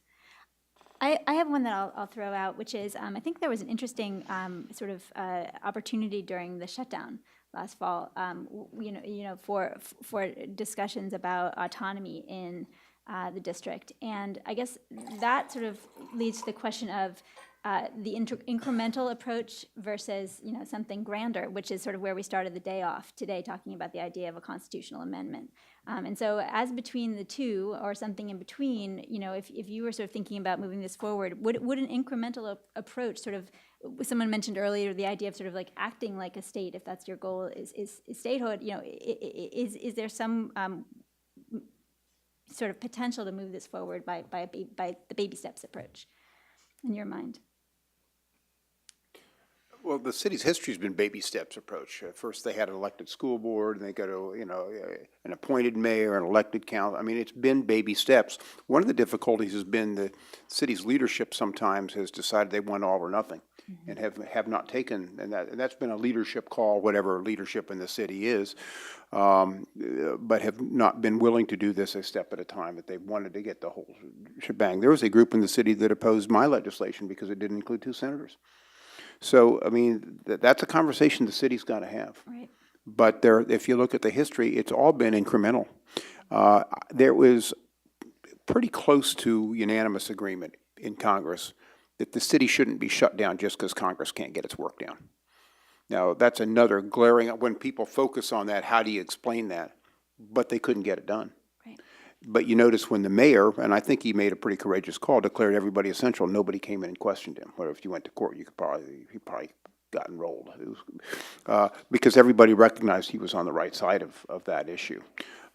So yeah, it's incremental. It's just getting this on people's radar screens, getting them to focus on it. The thing that moved me, as I'd done so much legislation with the district, you're taking a look at it, it was just glaring, and I was the guy who could have done something about it. I was the committee chairman, and the question is, do you walk away from this when they're right across the river and say, gee, that's too bad, or do you try to do something about it? I knew I was taking on my party and everything else, but that's kind of the role that falls to you sometimes. You get good things and bad things come in front of you as committee chairman. But this was within my power. I'm happy that we got it out of the House one time. But it was, when people focus on this issue, when you get it in front of them, if you keep getting it in front of them, sooner or later, I think you start moving minds and moving spirits and hearts. Well, unless there are any other questions from the audience, I have found today fascinating. I hope that the day has moved the conversation forward. Several papers will be written for this event and will be published in the Institute of Bill of Rights Law journal to come out next fall and published online beforehand. Rebecca, can I make one comment that would be helpful? I mean, I've gone back and read as much history as I could on this, in terms of what the founders intended. We hear a lot of work about the founding fathers intended and everything. There wasn't a lot written. There was one mention in one of the state constitutional conventions when they were taking it up. But if somebody really wants to go back and dig into this stuff, I mean, somewhere there's a treasure trove of information on this to go back to what was intended, and it's not just Madison's writings and others in terms of what was intended, what did the founding fathers think on this thing, that I think strengthens this case. The fact that for the first 12 years of the Republic, people here were voting. Who were these people? How did they vote? That analysis has really never been done. I've gone back and I'm an elections buff and have looked at this hard, but there's a lot of research to be done from somebody who wants to sink their teeth into this. And I think going back and showing those precedents in the first 12 years of the Republic and what happened in that Congress as they moved to a Jeffersonian president, there's probably some information and some discussion somewhere that I think could shed some historical light on this thing and strengthen the case. That's all I want to say. Did you want to make any last comments or reset? No, I'm fine. Yeah, Okay, thank you. Great. Well, join me in thanking our